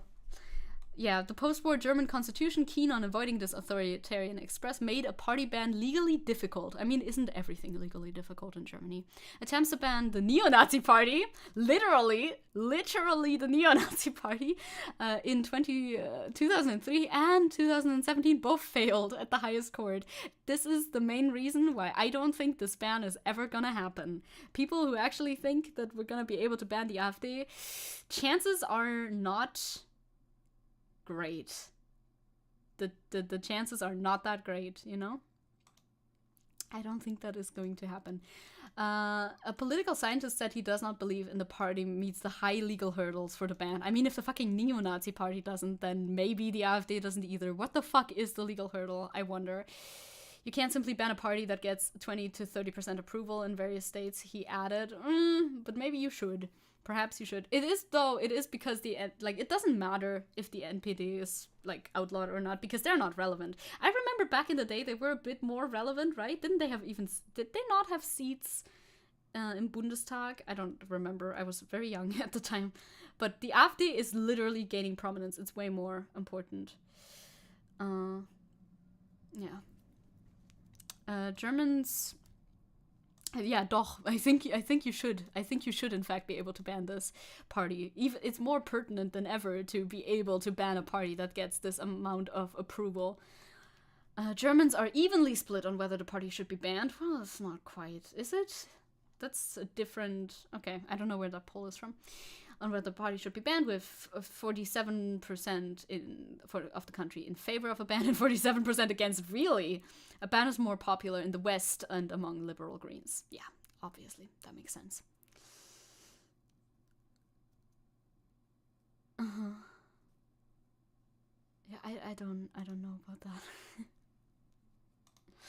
I think Eisenach still votes NPD. I wouldn't be surprised. I would not be surprised.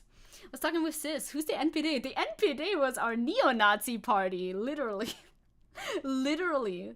The neo-Nazi party. Being in popular culture, I noticed that people, the same ones who are becoming more right-wing, simply do not know the difference between socialism and modern liberals. They don't. They don't know that everybody's a liberal. Everybody's a liberal. It's a true proven fact. They all are. Evenly split. Good German usage. Let's go. What the heck is that? What the heck? Linking the destruction of family culture, LGBT propaganda, and similar things with the left, and begin to classify themselves as right. It's really odd. It's an odd way that the right wing brain functions. I wonder what the N in NPD stands for. I wonder. Do you plan on trying out Holocure? No, probably not. The right-wingers themselves constantly use this, like, in their propaganda. Another word about...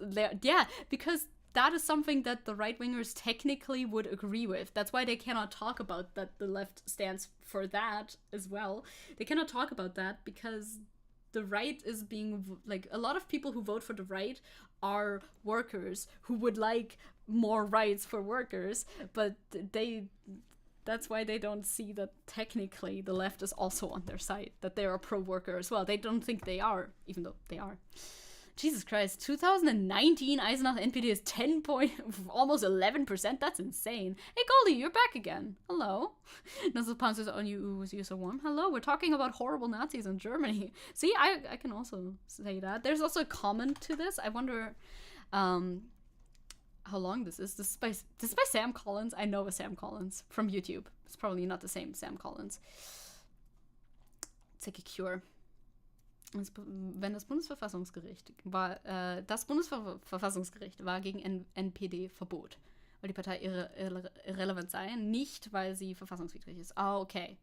Now with the AfD, aber sagen sie, dass sie relevant sind. Also sollte gerade wegen der Bedeutung der AfD ein Verbot im Spiel sein. Yes. Okay, thank you. I agree. Western governments believed that they can ban populism. They're dangerously wrong, says this comment. Abolishing a party like the Alternative for Germany won't destroy the reasons why people vote for it. The best disinfectant is always sunlight, says this guy, Sam Collins, who's not the same Sam Collins. Banning far-right parties is good. It disrupts their structure and resources. That's exactly what I'm thinking as well. I've seen this as well, this sentiment with, like, on Twitter, not the reactionaries on Twitter, but the people who are actually in favor of the ban, because they are not that well organized. They're not going to be able to regroup like that. That's not going to happen. We should absolutely do everything that's in our power in order to keep people from, to keep Nazis from fucking gaining power, right? I diagnose Collins with liberal. So the solution might be to launch them into the sun. I wonder what this comment is all about. That's why I wanted to pull it up. Populism is on the march across Europe. 50 years ago, according to the Who Governs Europe project, 13% of voters, on average, cast a ballot for an anti-establishment party. Yeah, but are they, though? They just market themselves as like, wow, so cool, anti-establishment in Western Europe. By 2021, this was 24%. Since then, we've seen the brothers of Italy take power, the Swedish Democrats come in vote share, and the Finns party joined the government of Finland. Yeah, it's a problem, I would say. The right wing tries to take away the pro-worker sentiment from us to gain power. Yeah, and in reality, they're conning us all. Yeah, es ist so dumm. Ich hasse es so sehr. Yeah, as you should. I agree. I'm back from feeling the water. Oh, you went into the water. Very nice. Have good water time. Water is nice during these temperatures, truly.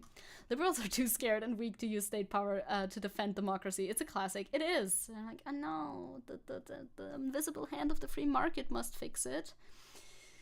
Elections were held today. According to one recent poll, all two populist alliances would gain an additional 38 seats.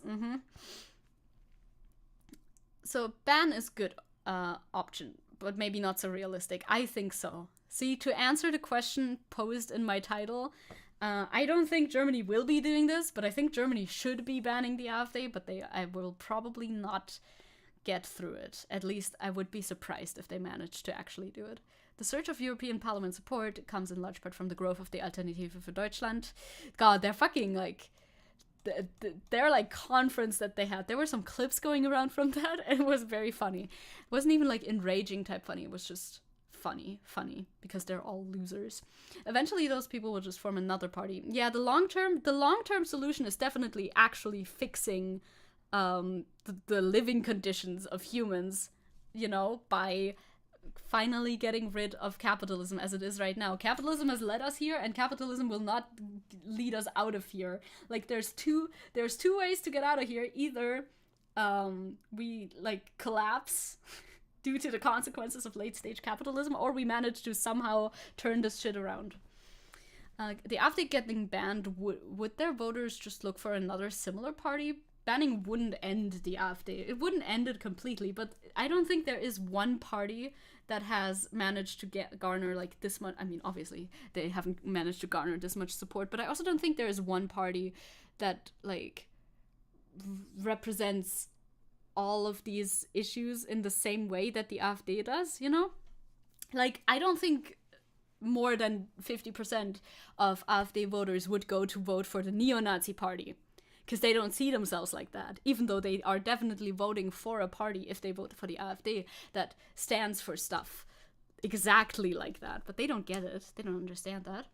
Oh no, you'll get hospitalized again next year as an alibi for your abstention. That means not going to war, right? Is that what that is? Do that. As long as it's an alibi, is that what that means? I don't know. But if that is what that means, I think you should do that. Don't go to war. This party has spent the last decade making gains across Germany and moving gradually from being a party for disenfranchised conservatives to one where regional leaders quote Nazi propaganda and call for a 180-degree turn regarding not voting is what that is. Abstention. Okay. Regarding German national pride, 1 in 5 Germans would vote for the party in a federal election. That's that's not good. Jesus Christ, that's a scary statistic. Holy shit! And in some states, such as Thüringen, where the party is led by the leader of the extreme faction known as der Flügel, a third of voters support them. Bro, going outside, stepping outside your house is kind of scary. I don't actually like doing that anymore. Think about that. Just 21% sounds like not that much, honestly. But if you phrase it like this, I don't like hearing that. I don't want to hear that. I want to go outside and... You want an even scarier poll? No, I don't want even scarier polls, please. I don't want to see even scarier polls. Please, no more polls, please. Perhaps unsurprisingly, considering historical connotations, an argument has broken out within mainstream German political parties to determine whether the AfD should be banned. The argument seems reasonable, even to some of the liberal viewpoint. Why offer freedom of speech to those who, should they gain power, would likely restrict the freedom of others? Yeah, most definitely they would. However, despite the superficial attraction, banning popular political parties is a dangerous and ultimately hopeless solution. It would be like a band-aid solution. I can see that. Like, it wouldn't fix the underlying issue, but it would prevent Hitler 2.0, perhaps. Okay, that's all. We're aiming for like a good goal here still. Maybe this would push Hitler 2.0 further into the future, further away, at least. Okay.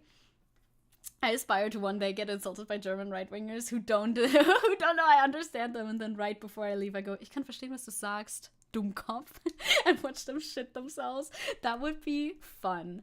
I like that. That's like a good like writing trope that I like. So he goes on to say, we can make the usual arguments about the illiberalism of such a policy. This is the first time I've heard this word. How attempting to ban parties undermines the ideals of society. Well, not really if the parties are unconstitutional in the fucking rhetoric that they spew. And that constitutional rights, such as freedom of speech, well, that's not a tenet here. And association only matter if we are willing to allow them to the people we hate. Yeah, the one thing is freedom of speech, and the other thing is breaking the Constitution repeatedly. That only bro, if Hitler 2.0 doesn't have a funny mustache, he's just some random guy 1.0 who has dreams of world domination. Yeah, Björn Höcke does not have a funny mustache. So, yeah, that's a bummer. That only by the ACLU defending the rights of Nazis to march through a neighborhood can I be sure they will defend my right to march for my lower taxes and less regulation. Jesus Christ, you are! He is extremely liberal, isn't he? Like, this guy's very ignorant to the tolerance paradox. Indeed, the most liberal of writers. Holy shit. We can also make the usual argument about the risk of the slippery slope. I don't think that applies, my friendo. What's the new Hitler like? Not great. We'll talk about that a little bit more. I have some more links in my docket, so I would like to skim over this a bit more. In a world where about 80% of both Democrats and Republicans see the opposing party as dangerous, and where you cannot, it's not the same thing though, it's not the same thing, and where the comparative milquetoast Sunak government is tarred as far right, do we really want to start banning political parties and assuming that such a power would only be used on real extremists? They are, though, they are real extremists. Is this you? Is Björn Höcke in my chat right now? Is literal Björn Höcke in my chat right now? You can reveal yourself if you are Björn Höcke. That's okay. You can tell me about that. Well, but there's no 2.0. It's just the original one. That's boring. That's overplayed. We've already been there, done that. We don't need that again. Fundamentally, however, the strongest case against such a policy is simple. It will not work. Using the power of the state to ban a party will not destroy the underlying reasons for people voting for it. Yes, that is true. But I still think there's value in not letting the AfD fucking take, like, whatever they want, whatever they please. Bro, shouldn't you be dead? Yeah, didn't you, like, game end? How's the politicking going? Very good, thank you. I'm leaning left because my back hurts. Good. You should always lean left, I think. Bro, you need to find the person that killed you and then kill them in revenge. True. I think Hitler should definitely do that, yeah. I have a link for an unserious source in Discord. Let me peek at that unserious source. Perhaps unserious source.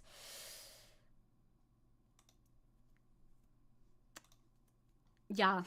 A third of the population is thinking about voting. Oh my god, the entire population is thinking about voting AfD. That's the scary source that you have. Oh, I don't like that. So they may be okay. They were like asking online, and they had 1,000 people voting. Okay, yeah, it's not the most serious source necessarily, but if this is true, I wouldn't like it very much. 33% were like, yeah, I would think about voting for the AfD. That's not great. I would rather them not. Of course, this is a pretty small poll of people. But still don't like hearing about that. Yeah, okay, he's just like going into the background of why the AfD is gaining prominence, which we've talked about before. Also, he's talking about this Golden Dawn won 18 seats in this Greek election while the party was banned in 2020. The most recent election in June this year saw two far-right parties, Spartans and Victory, gain a combined 22 seats. Banning Golden Dawn did not make the voters go away. Yeah, okay, that is true. But I mean, they're not like the leading faction either.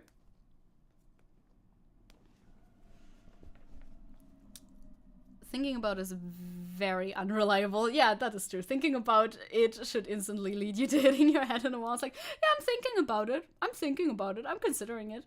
Golden Dawn was a fucking nightmare. So many people were killed in riots. Jesus Christ. See, I don't know about that, although I do have an article about that. Greece's top courts banned far-right party from May elections, but this is a different one. Also, look at their fucking emblem.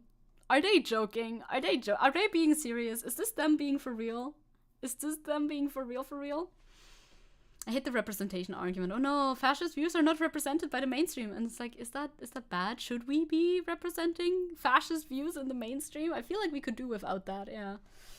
But the party structures went away. That took a while for them to build up, and that won't like rebuild itself immediately. Especially not with the AfD voters crowd again, I think. What's Golden Dawn? It's like a party, and it used to be a party in Greece, I think. Are they cosplaying Greeks? I mean, they are Greeks. This is Greece. We've moved to Greeks. The Greeks Hellenist Party is the first party to be disqualified since the restoration of democracy in 1974. Damn. Yeah, they're true. The fucking they did the literal Greek Nazis. They did the literal Hitler salute. Holy shit. Their emblem. I don't even know what to say. The Onion is gonna be crying at this point. Perhaps. Why can't they be more creative with their symbol, right? It's like, it's evoking a certain connotation, huh? Ovash covered Golden Dawn once. That would be interesting to learn about. I wonder what the fuck went down over there. I don't know much about Greece's politics, to be honest. Greece's Supreme Court has agreed to ban the far-right Greeks, and that's a new one. That's a new party, Hellen's party, from participating in the country's upcoming general election scheduled to take place on May 21st. So that already happened this year. I don't know what they elected, though. I think a lot of the youth do care about politics, though. But not all of them. I mean, I wonder if society in general is becoming more politically engaged or not. I feel like I'm way too biased in order to be able to judge that, truly. But I don't know. Not the anti-Greek racism. How dare you? I mean, they don't have any money either. That's like those are the two stereotypes that I know about Greek people. You have to murder refugees and immigrants. That's something they can do. True. But that's something they've always done, I feel like. The Court's Assembly on Tuesday ruled by a majority of 9-1 to uphold amendment adopted by the Parliament in February, which disqualifies parties led by politicians convicted of serious offenses. Yeah, that honestly, I feel like that's a pretty good policy to have, as well as the ones that would not serve the free functioning of Greece's democratic constitution. I think that's a good law to have in place. I think that's pretty alright. The ban, broadly supported by Greece's mainstream political parties, was upheld despite the last-minute change in Greece's party leadership. That's good, I think. And I thought the socialists were strong in Greece. I guess not. Ah, yeah, there it is. They're talking about the Golden Dawn as well. A nationalist leader, Kasidiaris, God, your fucking names, founded the Greeks party after receiving a 13-year prison sentence in 2020. He was convicted as a leading member of an extreme right party, Golden Dawn. So he just made a new one for the murder of the anti-fascist rapper. What the fuck is going on over in Greece? Holy shit. And other crimes, including murder, assault, and running a criminal organization. He was sentenced to 13.5 years behind bars. For murder? The fuck? But has communicated to his supporters through voice messages from prison and a YouTube channel with more than 120,000 followers. Bro, what is going on? What is going on in Greece? I always mix that up. The fuck? Why are you allowed to have a YouTube channel in prison? I thought prison was a little bit more strict than that. Greece is full of reactionaries, more than you'd think. More than you even think after I said that. Apparently. That's crazy. They also did a coup against democracy. Well, are they calling this a coup against democracy? I guess. In an online... Why is there so much, ads and shit? In an online post following the leadership change, Casa Diaris welcomed Kane Lopoulos' nomination, adding that he planned to seek a parliamentary seat in next month's election. You're in jail. What? Greek law allows most prison inmates to retain their political rights. Well, yeah, voting, I think they should be able to vote, but maybe not run for office. I don't know about I don't know about that. Prisoners in the US do that from time to time. Live stream? Have YouTube channels? I didn't know you could.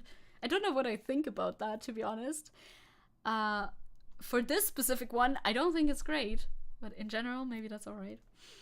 Before the ruling, he had denounced an unimaginable coup against democracy by those trying to deny a voice to hundreds of thousands of voters supporting his party, which is unconstitutional, I assume, as well. Holy shit. The banning of a party from a Greek election is believed to be the first since the restoration of democracy in 1974, following a military dictatorship. Yeah, it's pretty fresh still. I hope we'll figure it out. Maybe they will ban it here. Probably won't. Woke prison, true. Woke prison lets you probably snuck their phone in. I think they would know. I think they're just allowed to have their phones in there. I don't know what happens in prison. I don't know what you're allowed to do. You can do it if someone manages your YouTube channel and all you have is voice messages. I guess so, yeah, right. You could send them voice messages out. But I always thought communication was way more limited. This reminds you of Mudahar from Some Ordinary Gamers, reported a Filipino guy called Quiboloy, who was wanted by the FBI, mind you, because the guy was still streaming on YouTube. Holy shit. Man, the internet era is fascinating. The internet era is very fascinating. Hitler says, democracy in the future is going to be horrible. Power of the people, they say. This should be taught as soon as possible, not high school. It's more effective if kids learn it by heart. Power to the people. I mean, even high school, I don't think it's mandatory to have politics classes in high schools. I don't know about Staatsschulen.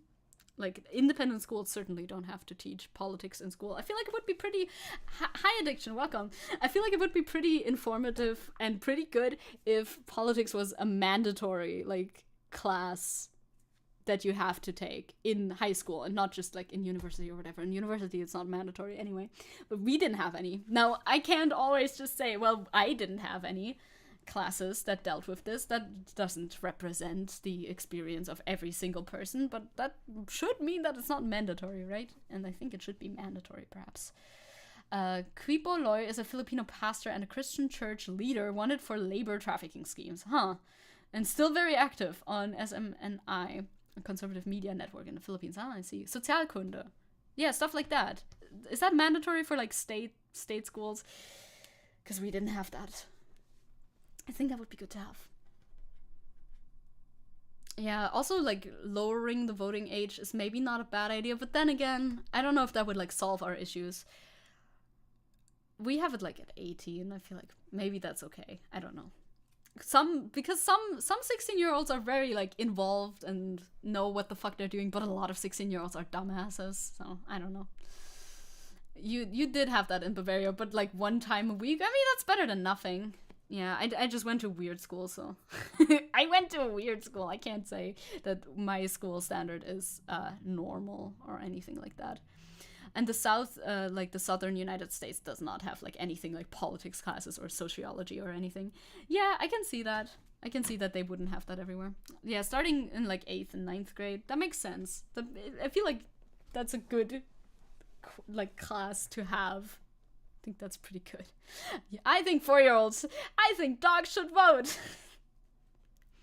Don't think they should. Yeah, school is also failing to fight the propaganda that the pupils and students get from the internet. True. I think that is very true. Love agreeing with Hitler. It's so fucking funny to have that fucking username, dude. I think people need media literacy classes. Obviously, that's not going to be in the curriculum because the curriculum was written like 30 years ago when there was no internet. But media literacy is at an all-time low, where it is nowadays the most important ever to have good media literacy, because people just don't understand what they're seeing online. They cannot just like see what is fake news, disseminate like fake from real stories. They don't do any research. They're not taught how to do research. They just believe surface level claims made on the internet, and that's bad. We shouldn't. We need media literacy classes, please. Talking about politics, 16-year-olds are smarter than old people in general. Maybe true. This may be true, but like you gotta take into account, a lot of them are, but not all of them. You gotta take into account that a lot of people around the age of 16 fall into these various pipelines, right? In a poll or a statistic, something somewhere, I saw that more young people vote for the AfD than like really old people. You always think it's old people, and it's old people too. I mean, it's apparently every 5th German, so that's gonna be a lot of people and not just young people. But when you're 16, you might be like stuck in some sort of like weird phase. I don't really know. But then again, you could also be stuck in a right-wing pipeline when you're 40, so I don't know how much that really matters. This new Hitler is speaking facts, yeah. Where the fuck were you in the olden times? So true. Good question. Recent years, children have been teaching Solzhenitsyn and Elon in Russian schools. A liar who came into popularity during the Cold War. Oh, I don't know anything about the Russian school system. I know little enough about the German school system, of course, so I have no idea. Yeah, it also depends on, like, your parents, what your parents teach you to vote. You're probably still very susceptible to that at the age of 16. Depends. Again, there's, of course, outliers. There's those cool, like, punks who are 16-year-old punks who have completely disowned, like, separated themselves from their parents. That happens, too. In your school, you had some guys come in to talk about social media and all that, but more about cyberbullying than media literacy, which also is an important thing to talk about. But I think at this point, like in our society right now, we should 100% have dedicated classes just for internet use, how to use the internet responsibly, how to like figure out how to fact check. That's a good way of phrasing it. How to fact check things. I think that would be very, very helpful for people on the internet, and also how to like deal with cyberbullying and that sort of stuff too. That happens still. That's still a problem as well. Ethic should be taught in school. Yeah, and you were very happy that you had the ability. Also a class that we didn't have. Now, you may think, wow, Zecke, maybe you just didn't go to a very like good school. Maybe. Okay, this is possible, but not just me, okay? But ethic is good, yeah. Ethic could be taught and should be like mandatory in schools too, I think. Would be pretty helpful. Yeah, fake news. We got a parody site being cited as a source in here. Yeah, it happens. Literally does happen. People don't know. I'm coping about school. Yeah, I am. I'm a little cope. But, you know, I had a good time, though. So, like, I can't cope too much. I had a good time. Better a good time than, like, I don't know. Better a good time than a bad time. Wow. Profound. Very profound. Also, did you see this? Of course you didn't. I'm showing it to you now. Superior Bavarian school system. And it's just because I went to a special school. Yeah, the Russians is extremely anti-Soviet and wants to develop something about the Tsarist Russia culture. Well, I see. Yeah, religion should be replaced with, like, ethic instead. Ethics. Yeah, I agree. My time in school was the tragic anti-hero origin. My time in school was good. I had fun. I have lots of fun. Like, I look back pretty fondly. I'm one of those few people who looks back fondly at school times, honestly. we get taught that stuff every so often, like social studies, right? Social studies is a good one. You can do that in social studies. I guess you just would have to adjust the curriculum of social studies. You don't have to make it a whole new thing, but as long as social studies is up to date, maybe that works. Again, something we didn't have. Fucking Carl Benjamin, Sargon of Akkad, replies to the Telegraph article that we just looked at earlier. Germany is debating whether or not to ban the far-right alternative for Germany. We saw this, and he posts, "I told you, I already support the AfD," with this image of Tobey Maguire underneath, which is probably a meme that I do not understand. Cool. If you have supporters like Sargon of Akkad, I think you know your movement is thoroughly fucked, truly. At your school, you were being the guy who missed every opportunity. Oh man. That's a bummer. I don't know. I wasn't opportunity seeking at the time. I don't know. I just had a good time. But like I also said at some point, I'm going to do a Draw My Life, and I will elaborate further on school time stories then, because as a 23, soon 24-year-old, most of my life has been school time, so there will be a lot of stories from school time. Most of my life that I can remember anyway, because I certainly don't remember ages 0 to... Well, I mean, I don't firsthand remember it a lot, but, you know, we don't remember 0 to, like, I don't know, 6. I love it when people just admit to supporting Nazis. It's like, okay, mask is off. I understand. Your power level is out there. Mask is off. I see what's happening. Another one, I think this one was in relation to... oh, yes. This is like from an article, I think, where an AfD dude is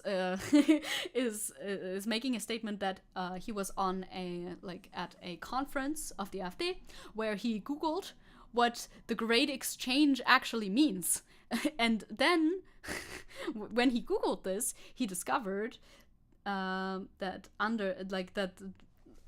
statements from Anders Breivik, who's a that's the first result that came up, was Anders Breivik, who's a right-wing terrorist who killed 77 people in Norway, and that the Great Exchange was his ideology, and now he's suddenly, well, he's a little bit ashamed of this now. Odd. Could it be that we're the baddies? Ich mag Volksverpetzer auch. It's good news. It's good news for us. It's like, wait, what is this Great Exchange that people keep talking about on these like conferences that I go to in this party that I support? I don't know what this is. Maybe I should Google it. Wait, what? We're Nazis? No! What the heck? How can you be in politics and be part of a fucking like how can you be part of a political party and not understand terms like this when they use terms like this all the time? How do you even get there? How do you get to this point? I don't understand. What the fuck? Core value of the far right above everything else has always deep down been sexual insecurity, which young men fall for. That's very true. They can cater to them very specifically. You're a YouTuber. I expect a tragic introvert Draw My Life with many tears. Oh no, fuck. I don't think I'm gonna be delivering that then. I had a great time in school. Ugh, oh no. Am I gonna be cancelled for being too happy during the Draw My Life? Yeah, Volksverpetzer tweets. Look, there's a little bird. How did I get the bird in there? Legit don't know. The AfD believes in the same far-right conspiracy myths as Nazi terrorist and murderer Andreas Breivik. Andreas. Some people notice that themselves. Yeah, it's weird, huh? It's surprising. I probably grew up with the propaganda of the government is giving them. However, we can not tell if they genuinely love their country. But imagine if they were treated better, it would be a country the North Korean people would love. Yeah, I mean, there are definitely different levels of propaganda in North Korea. Of course, they can't even that's a whole different level of mind washing. Do you say mind washing, or is this mind washing sounds like a badly translated German phrase into English? Mind control, brainwashing. It's not mind washing, it's brainwashing. That's a whole different level of brainwashing over there. During Kim Il Sung, yes, but Kim Jong Un, no. I don't know that much about that. My dad abandoned me and gave me his debt after dying, so I had to spend all day telling them to fuck off. Zecke lore. That is Zecke lore. That is Zecke lore. A little bit. That is true. You know that. You remember that. I could mention that, but I don't know if I'll dwell on that too much. I'll have to see which stories I pick out for my Draw My Life thingy yet. I don't remember. If they don't like it, what are they gonna do? Yep, that's a great question for North Korea specifically. Also, I want to tell you briefly, we're gonna have to move some of these topics to the next day, by the way, because we're certainly not getting through all of them. I want to tell you, Jung's father brought food and prosperity by government standard. He did. Well, that's good for him. Well, now he's gone, though. That's bad for the country, then. Not the propaganda currently, it's terrible, but the idea is that propaganda is in the minds of the people since an early age. Yeah, certainly. If they get born there, they never know anything else than our leader is great, etc., etc. And they don't really have access to outside opinions very much either, unless, you know, they get born to like revolutionaries or something. But that is unlikely. So did you see recently our guy, our man, Björn Höcke, went onto the MDR and talked to them about how he thinks schools should be changing. That was the main crux of their discussion, was about education politics, right? And as a normal man, as a normal, well-adjusted human being, Björn Höcke goes into this interview and talks literally about eugenics. You know, just normal stuff, normal human stuff. Oh, people with handicaps, with mental handicaps and such, should not be included in our schools anymore. And he calls it an ideology project. He apparently has also stated that the education system should be freed from having to take care of people with like mental handicaps. Okay, of course. It's not, and this is an important thing to keep in mind, because people on Twitter, of course, have been talking positively about what Höcke said in this interview. Like, yeah, they shouldn't be at those schools because this, that, the other, it's not beneficial for them. But that's not what Höcke cares about at all. Höcke doesn't care about that. Höcke is not trying to put the needs of people who need special attention first. No, that is not at all what he's trying to get at with this statement. Thank you very much. I'm gonna feed this guy to the crows. Please do. Please come over and get this guy because please, I don't want to have him around anymore. Such projects would not advance our students. I am assuming he means the students who are not the ones who are handicapped. And it will not make us more, well, how would you translate that the best way? Leistungsfähig, more powerful, competitive, efficient, yeah, that type of beat. Able to do things, able to produce like value, I guess. That's a very Nazi type talking point as well, you know, measuring a person's worth by how much they're able to contribute. Contributing is pretty good, a good word for that. Measuring a person's worth as a human being by how much they're able to contribute to the fatherland. Extremely Nazi talking points that he just goes by, you know, he doesn't care. It's like any mental illness? Well, probably. I don't know if he specified. I don't think he cares to specify. I think that Björn Höcke would probably be very quick to get anybody who isn't perfectly powerful and competitive out of the entire system. Bye, jellyfish. You have to go play billiard golf. What? Oh, enjoy billiard golf. Have a good time. Yeah, he's like complaining that there's not enough specialists. There's not enough, that we're not gonna be able to produce enough specialists in the future, of course. Even though there's enough specialists around, I think. I'd sell this guy's brain on the black market, but I think it wouldn't sell because it's smooth as a sphere. But that might be like a special attraction, you know? Perhaps this could be a special attraction. Maybe. They do not contribute to the real fatherland, but mainly to the pockets of the elites. Well, yeah, it's just like the fatherland that they like to, you know, put forth or whatever. They do like to proclaim a very great love for Germany, always. Huck's just coping because he was bad at teaching, right? He was a history teacher after all. He's like, nah. And I had to teach all these kids that I don't think I should have been teaching, and we need to change all that shit and get them out of the schools, which is insane. That's an insane talking point to just go on to like public media with. Yeah, people are shocked by his statements for obvious reasons. So that's just like a little glimpse into the general agenda of Björn Höcke. Dude's just hateful. He is literally just hateful. All right-wingers are just failed things. It's true. Ben Shapiro is a failed writer. Björn Höcke is a failed history teacher, which, oof, that's rough, dude.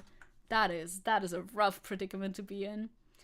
This is another AfD guy who... this guy, Thomas Fröhlich, is another AfD guy who is basically parroting the same sort of talking points, if you think it can't be more misanthropic.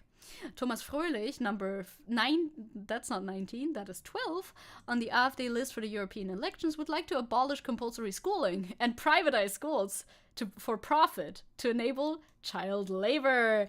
What the fuck? Mit der Vertragsfreiheit kann sie natürlich selbst entscheiden, wie sie annimmt. Also so every school is supposed to be able to like pick and choose, and therefore only choose the people who have like the most money to spend on the school, I suppose. Failed history teacher in Thüringen. Now that makes it extra bad. That's true. Thomas macht nicht alles andere als fröhlich. Certainly. His last name is a little misleading. I would like to sue. Hi Mia, I only now just tuned in. Do we have any idea of how good our chances are for getting the AfD banned? I'm not up to date. I think our chances are pretty bad. Not like zero bad. Like it's not impossible. We might have a bit of a better case than when we tried to ban the NPD. But they're not like, I don't see it happening. But I would like it to happen though. Why are they such cartoon villains? Well, you know how it is. They're trained to be the cartooniest of villains. die Schule hat natürlich im Sinne der Vertragsfreiheit kann sie natürlich selbst entscheiden, wie sie annimmt. Also ich denke mal, es gäbe schon bestimmte Schüler, die eine Schule nicht annehmen wollen würde. The way he's dancing around these words, it's like, well, there might be certain types of students that a school wouldn't want to accept. Ist halt die Frage, ob man jetzt im gegenwärtigen Bildungswesen, ob es sinnvoll ist, solche Schüler überhaupt auch zu halten, ob überhaupt der Schulbesuch für alle sinnvoll ist. He's putting into question if attending school is even like a good solution for every single person. You know, those certain types of people who might need a little bit more time to learn. Well, it's questionable whether or not they should even be attending school. Okay. Yeah, who are they supposed to turn away? Herr Fröhlich, please explain. Do explain further. It's literally so they can have miniature ethno-states. Yeah, basically. Das ist ja auch mal in Frage gestellt. Ich denke mal, ich kenne viele Leute, die 9 oder 10 Jahre zur Schule gegangen sind und die haben im Grunde genommen, was haben die mitgenommen aus der Schulzeit? He's saying, like, I know a lot of people who went to school for like 9 or 10 years, so like Hauptschulabschluss, easiest level of Abschluss. And what did they learn there? Können rechnen, sie ein bisschen rechnen, sie können they can do a little bit of math. Ein bisschen lesen. They can read a little bit. Brother. Wenn überhaupt. Und sie können. If at all. If you went to school for 10 years, you can read, brother. Schreiben. And they can write. He's like, yeah, I know some people who have not benefited from school at all. I don't think you do. I think there's a lot of people who say we don't learn shit in school, but they don't literally mean that.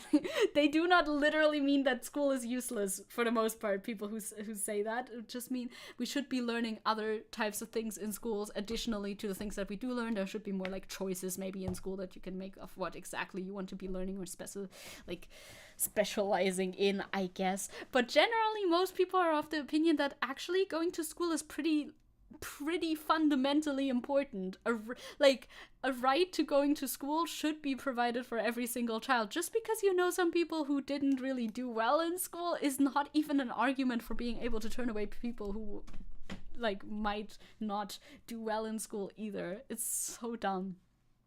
You taught yourself to read at 3, but I can't do math at all, even with a gun to my head. Maybe you have dyscalculia. He's talking about himself. True, Roddy, true. And I mean, there are specialized schools for children who prevent most of the others from studying. Were in the USSR, and that's a good practice. How otherwise performance of entire classes decreases because of one in that. But I feel like, okay, now this may be like my intense take, but like who cares? Who cares about the performance? As long as people learn the stuff that they're meant to be learning, I don't think everybody needs to be performing at the top of their game or anything. Also, that still is a thing. Students in classes who need a little bit of extra attention, maybe they have like fucking dyscalculia. I think that's a German word, but still. Or dyslexia, that's an English word. Somebody who has dyslexia can absolutely function in a normal classroom, in a gymnasium, in higher education. Well, that's not higher education, but we have like a weird school system that I'm not going to explain all of it right now. There's like different levels of schools depending on how smart you are. Is that what it's sorted by? Kind of. It's supposed to be anyway. It's kind of shitty as is. But a person who has fucking dyslexia, for instance, they are absolutely able to attend a normal school. The Hitler particles are reaching critical concentration. I mean, they are the AfD, so that makes sense. Yeah, they just don't want education at all.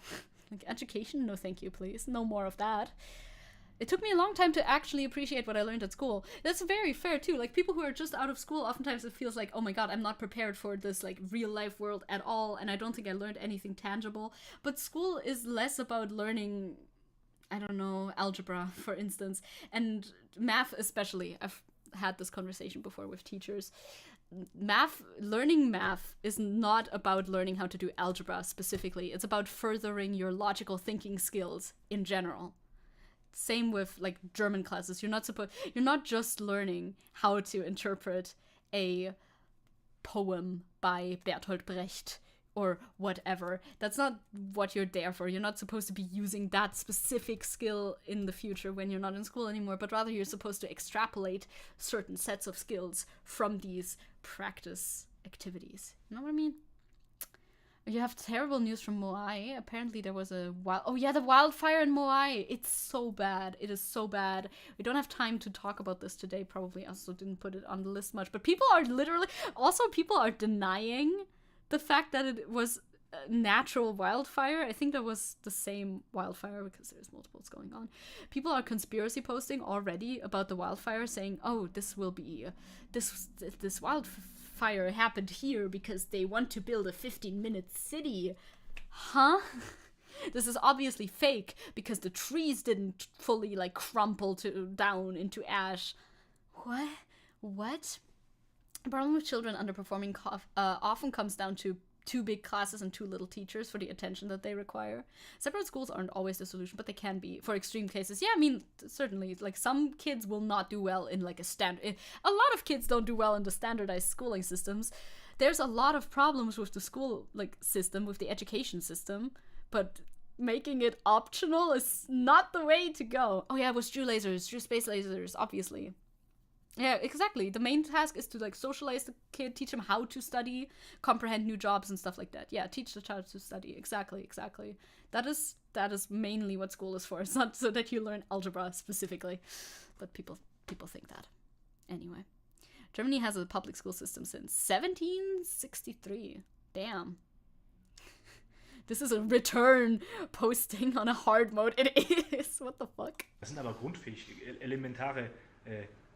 das ist eine elementare Grundbildung, die heute meiner Meinung nach jeder Mensch auch ohne einen Tag in der Schule gewesen zu sein erzielen würde.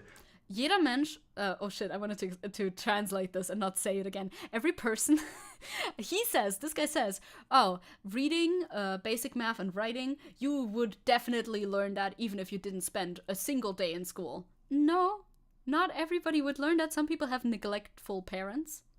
They wouldn't teach them how to read and write if that's what you're like getting at, that the parents should be teaching them that. No, not necessarily. That wouldn't necessarily happen. Also, would you learn how to be social with others when you're being taught by your parents? If that is the alternative that you're proposing here? No. weil die Umwelt heute so viele Anreize liefert, sich mit solchen Themen auseinanderzusetzen. Selbst wenn Oh, because the environment is spurring on opportunities for people to engage with such subject matters. What? He thinks a child will just naturally pick up reading because there's no adults who don't know how to read. Yes, they do exist, even if they went to school sometimes. Okay, that makes so much sense. Please translate the fascist German into normal German. I could do that.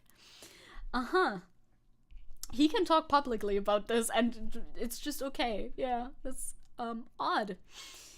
Yeah, it's like at this pace, in 2 weeks, we're gonna get AfD politicians advocating for bringing back the Kaiser. We're gonna get Zombie Wilhelm. It's like, we need him back. Please. Wenn jemand selbst wenn jemand vorhat, den ganzen Tag nur Playstation zu spielen, der muss ja irgendwie in der Lage sein, eine Playstation zu installieren. Okay, so children will learn how to read because they want to play PlayStation. Because you gotta read if you play PlayStation. Which, by the way, not true. I was able to play Game Boy games without being able to read. I just knew which button did what, like, generally. Like, that one was for go further and that one was for no. You know, like, general concepts. I didn't know how to read. That's why I got stuck at a lot of parts in games, because I couldn't read what the quest said. But I could run around a lot. Not the video games argument. I don't even know how the video games argument is gonna, like, make sense for him. Like, they will be able to read. There's a little bit more to school than that as well. Und sorry, that was an ad hominem. I'm so sorry. That was mean. Da muss man auch lesen können. You gotta read if you wanna play your PlayStation. How does this make any sense, brother? Schreiben können ein bisschen. Und you gotta be able to write a little bit. Schreiben vielleicht nicht. Oh, maybe not writing. Why is he so dumb? Maybe. I think Ronnie was right. I think he did in fact not go to school. Brother, you didn't make any points. You made no points. That was so bad. What the fuck? Yeah, I played video games without reading. Yeah, literally, you don't automatically learn how to read from video games. What the fuck? But if you play Xbox, you have to go to school. Partei der Vernunft. Yeah, this is an alternative for Germany tier name. Yeah, it is. Partei der Vernunft. What the fuck? Also, I'm so bad at reading alternative for Germany because either I flip-flop between saying Alternative für Deutschland and alternative for Germany as Alternative for Germany or alternative für Deutschland. Whatever, doesn't matter. It would be good if you're like a grown man politician guy who's giving a speech. You have your little notes there. It would be cool if you were able to speak. Like, I get my hang-ups and stuff, and, you know, I'm still practicing, okay? And you should know how to phrase your talking points. You've prepared for this, I would hope. Jesus. You learned reading from gaming, so that this person could use you as an example. People don't learn the same as me, though. Yeah, that's true. So not everybody could learn at my age. No, certainly not. Also, reducing the whole purpose of school to reading a little bit of math, which, by the way, probably didn't mention that. How are you gonna learn a little bit of math from PlayStation? You didn't mention it. And writing is extremely reductive, incredibly reductive. Imagine that's the only things you learn in school. Is a little bit of reading, a little bit of writing, and a little bit of math. I don't know what maybe that's like, I don't know what that is. In fact, do not know what this is. The abolish public schools also runs counter to the German constitution, by the way. They love being unconstitutional. It's their favorite thing to do. I learned English from video games and random YouTube videos. English even. Yeah, definitely. Once you have like... But that's something that school... I mean, you agree with me here, but that's something that school helps with too. We had English in school starting from first grade, and then I got real good at English because I was on the internet all the time and consuming English media. But the basis for my understanding of English was definitely laid by school and also by being able to read. Very helpful. Actually, the straw man this guy's talking about. Yeah, you are. I'm literally that.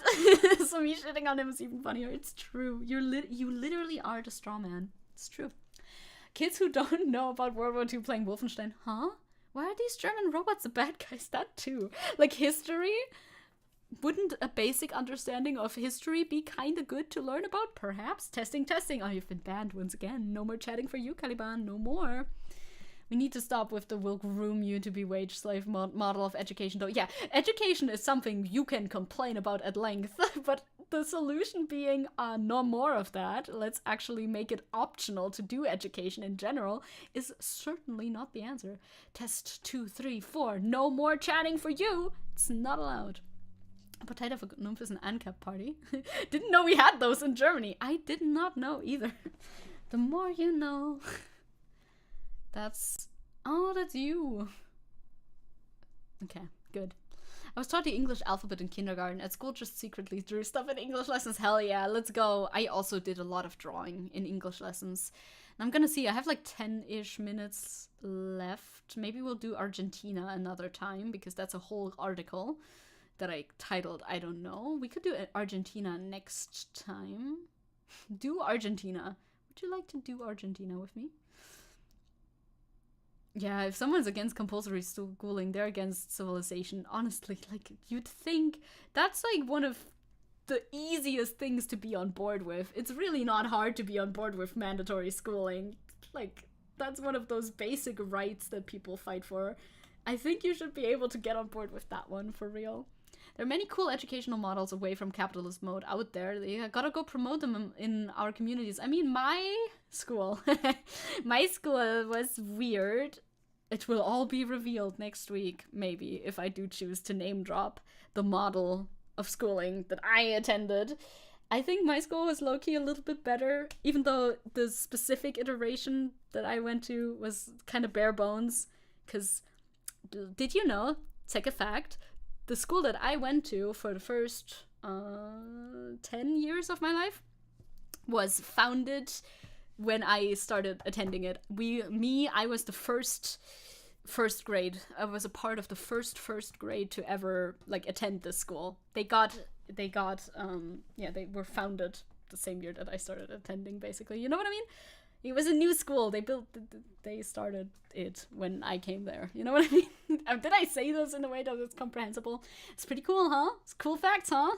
So obviously, I think a lot of the things that they were lacking in was not the system itself. It was just, they were trying to like build up this fucking school and didn't really have that many resources yet. So that's probably one of the reasons why we didn't have fucking whatever ethic and stuff like that. But yeah. You went for a walk. I love going for walks. What subjects did you even have? Until now you only talked about subjects you didn't have. What subjects did we do? We had subjects. Yeah, yes we did. I mean, what did we have in Abitur? This is German, math, chemistry, biology, English, Russian, music. Did I forget any? How many do you have in Abitur? Like, I'm just trying to do the important ones. I mean, we had Handwerken, like carpentry. That was not an Abiturfach, obviously, but it was one that we had. We had one that if I say it, you know exactly what I'm talking about. We had sewing as well. Also not Abitur, obviously. That sort of stuff. Handwerken? Yeah. Yes, we had Handwerken from second grade till, like, I don't know, 11th or so. It's like I studied in school beta version. Literally, no, it was the alpha even. This is like the first alpha, dude. It literally was. Your school was pretty normal. Small but great memories. That's cute. That's fun. That's nice. Handwerken und Handarbeit. Handwerken und Handarbeit. Tatsache. I know how to sew, I know how to knit, I know how to crochet, technically. I have forgotten some of it. I know how to weave, I know how to do a lot of things. I did blacksmithing in school. We did a lot of things. I hated blacksmithing. We did copper work. What else did we do? We did a lot of things. Oh, you've been listening to the new Bleach, 1000-Year Blood Opening recently. It's a good song. Slay. Major slay. Yeah, huh? I know how to blacksmith. Not like we didn't do that for like a whole year, but in winter we would blacksmith outside. As you do. We made little like candle holders. I hated it. I was too weak for blacksmithing. It was not good. It's like I make a sword. We didn't make swords. We made little knives though. I still have my little knife somewhere, I'm pretty sure. My mom made her own bracelets thanks to knowing metalwork. Slay. No wonder Thüringen is behind 500 years. Again, it's not a public school. You cannot extrapolate all of that out. Good blacksmith. You gotta. The badass dwarf and Zecke doing blacksmithing and everything. Yeah, but I was bad at it though. Because, like, I don't know. I think I was too weak for blacksmithing. You have to hit this fucking rod of iron, you know, like you heat it up and then you hit it with your hammer, obviously. And like I can hit it a lot. It doesn't really do much. We mostly did just gossip with each other during blacksmithing class, so you know, it happens. I've become very cool though. Even though I was bad at it, thank you. I appreciate it. We also made clothes, of course, in Handarbeit and sewing. We did all of that sort of stuff. Did we do anything else that's particularly cool? No, I don't. Well, I mean, we did have like how do you call this? How do you call it in German? Shit, I don't even have the German name. Gartenbau. Do you have Gartenbau? You have none of those things in school. Yeah, I'm special. I'm built different. Thank you very much. You need to do more weightlifting. I do. I want to do, like, I want to actually get a little, like, low-key swole. I want to get a little bit swoller. Yeah. Gartenbau. So, like, build garden. We had gardening. Like, farming more so. Farming! It's not Schrebergarten, it's a bit bigger. We had like a school garden thing. I think that's pretty normal though. And I was in the Schulgarten. Oh, yeah, Schulgarten. But we also went out onto the field. Had like that's a thing that happens in, I think, 7th grade or something. For 2 weeks or so, you go to a farm and you live on the farm. I did smithing. Oh, show! I want to impress. Look, this is our German education. We do blacksmithing. We do copper working and all of that. Are you planting tomatoes on your balcony? I was not like... I think those types of classes are very interesting and can be very useful. But I was a little shit in school, so I didn't take a lot out of that. I was a very, like, brain-focused person back in the day. Brain-focused. Yeah, you can tell. You can tell I'm brain-focused. I didn't really like to get my hands dirty so much, you know? Blacksmithing with Zecke. I'm really bad at it. Yeah, drawing. We didn't have art for too long. We just had a little bit of art. I failed on my blacksmithing build. I did. Also, a lot of Gartenbau was just digging big holes, and I didn't like digging big holes either. Fucking, dude, the floor here is like 90% clay. It's so clay heavy around here, which is good, I guess. Oh, we had Plastizieren too, like sculpture, I guess. Plastizieren. Yeah, that's another thing that we did. But like, God, the floor, the ground rather, is so clay heavy, and digging holes into the stupid ground, I hate it so much. Wish my school had those options. All my school had was sports related stuff. Well, yeah, gym, we also had gym, true. I mean, those were not options though. They were all mandatory. Nothing I'm telling you about it was optional because they didn't have the facilities to do like clubs or whatever. So you just had to do that. You had to do all of that. Blacksmith girls.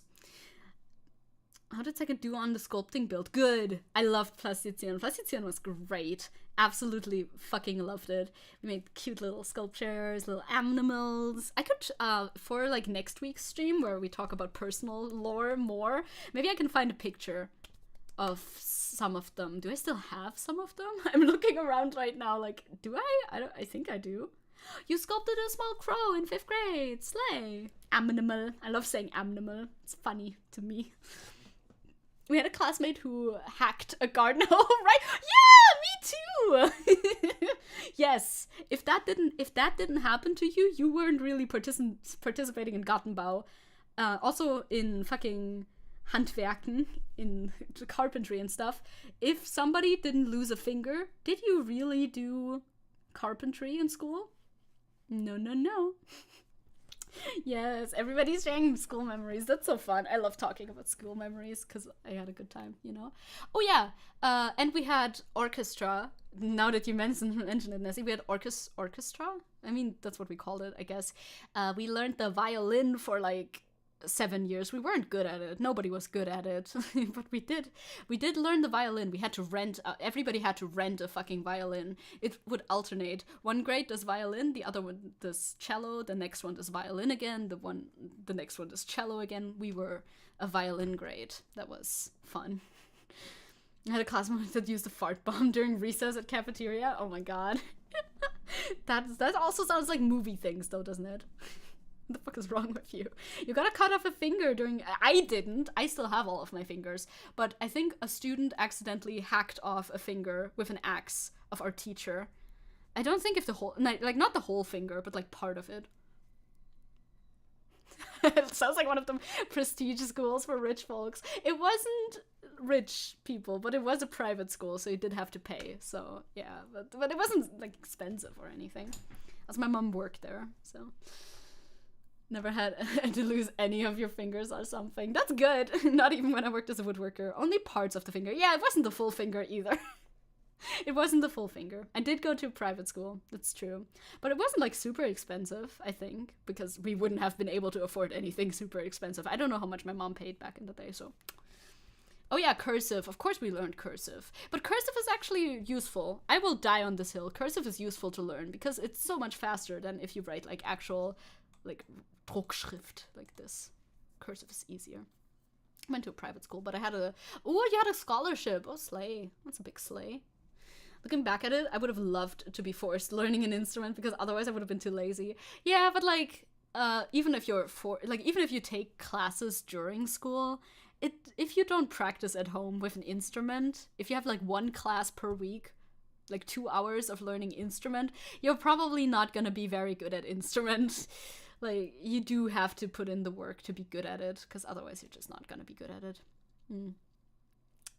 It's a fun way to waste ink. Wow, I feel like it's more efficient. I can't read or write cursive, it sucks. I hate that. It used to be, let it be optional. But, okay, some people have bad handwriting, but usually cursive is, like, not that illegible. Yeah, I feel like everybody kind of writes a mix out of cursive and, like, not cursive. I don't know what not cursive is called. Just this, you know, like standard writing, I guess. You just use a little bit of a mix, you know? And otherwise, how could you write fast enough? Wouldn't you be a slow writer otherwise? I mean, I guess you can just write digitally only. That would work, I suppose. Can relate with that. I mean, Russian cursive is another thing, right? Russian cursive is yet another thing. Did you write XD in Russian at the end? Probably not. Mixed cursive makes my penmanship kind of cool. Yeah, like, I feel like you need a little bit of, like, cursive influence, otherwise you're gonna be very slow. I was in the only one in the Berufsschule who wrote cursive, and my teacher couldn't read my exams. Oh, that's funny. That's actually funny. For, like, history's studium, you had Sütterlin. You had to learn how to read Sütterlin. What the fuck is that? Sütterlin Handschrift? Can I Google that? Or will this out me as something? Sütterlin Schrift. Ooh. That is, ooh. Oh. Oh no. Liberalin wird in der Form ihr innere cool. I don't know what any of this means. Schrift. Öffnung. Oh no, the horror. I have no idea. Why do it be looking like that? This is how Isabel feels reading our Schreibschrift, I think. So I guess Abel is confirmed for dunking on you for not being able to read cursive. Yes. Jesus Christ. Your handwriting is so bad you don't even know what you wrote. You don't remember what you've written. Oh no. Like, cursive alphabet is okay though, right? Cursive alphabet. Like, that's slay. You can tell. This is fine. It depends on your handwriting, right? Text. Cursive text. No, I mean like a text. Lorem ipsum. Utinam habemus. Assuverit. Yeah, I don't know how to speak, obviously. This one's a bit worse. This one's a bit intense, but I think you can still read it, you know? You have to read it from right to left? What, really? But I thought I was able to read some of these words. No, you don't have to read it from right to left. You're yanking my chain. But I want to get back to... No. Nah. Left to right, they're trolling. Yeah, because right to left that couldn't possibly be. I saw form. Look, this is form. This is form. That's a word. I literally have psych word. Oh my god, I want to review all of your handwritings. I recently watched a video on YouTube of somebody reviewing handwriting. And extrapolating, like, in pseudoscience. How dare you troll me? That's so mean. How could you? Literally extrapolating, like, psychological characteristics into the handwriting, which is obviously pseudoscience and absolute bullshit. But it's kind of funny. Until it's not funny anymore, but it's kind of funny sometimes. Huh. Yeah, that's certainly something, huh? That's a literal ancient manuscript. It's pretty old. I don't know when they used this. When did use is the last widely known form of the historical form of German handwriting that evolved alongside German black lettering typeface. Graphic artist Ludwig Sütterlin was commissioned by the Prussian Ministry of Science, Art and Culture to create modern handwriting script in 1911. It's not ancient. It's not ancient. It's actually kind of sort of recent-ish, but holy shit, 1911. Wow. Make us write one paragraph or a sentence you made. Yes, everybody. I'll give you a sentence, and then you all send me your handwriting. That would be funny. I'm a defender of the statement that bad handwriting is a sign of intelligence. Maybe I could see that, but also I think it really doesn't. I don't think you can actually extrapolate too much from somebody's handwriting because so many factors factor in. Like, is a person trying to make it look pretty? Do they have time to make it look pretty? Where were they taught, etc., right? Doctors. Oh, BC? No, it's not BC. It's not BC. I'm pretty sure. Yeah, I guess so. If you're studying the early 20th century, you gotta learn a lot of those old typefaces. That is a part of a history studium that I would not have even thought about, like, ever.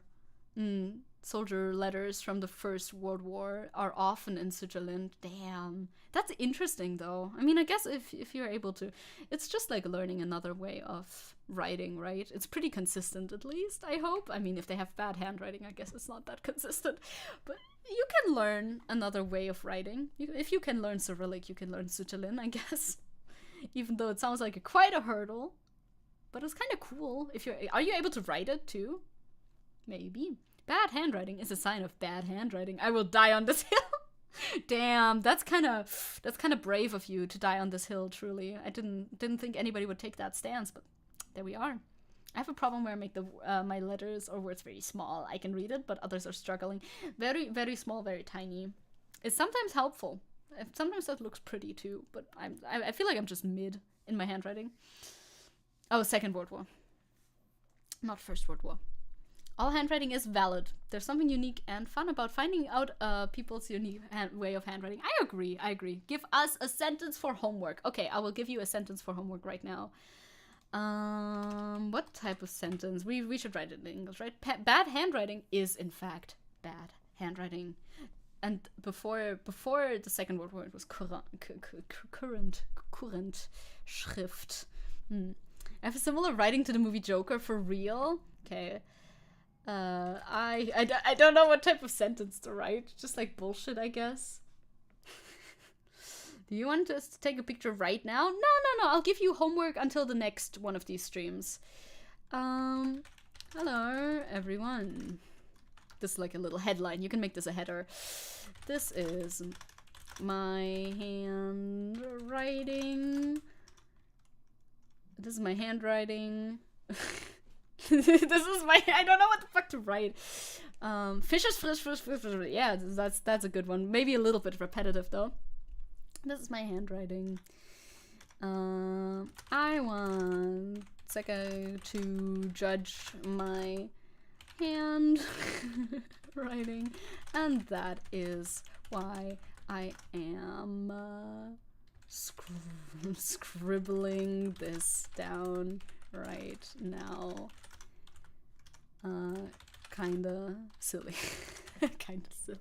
Make a channel for it. We could make a like separate channel for it or put it somewhere. A channel would be good. I'll set it up later today. Kinda silly. Or is it? Maybe. I don't know how long this should be. Zecke will use pseudo science to extrapolate a deeper meaning behind this paragraph's appearance.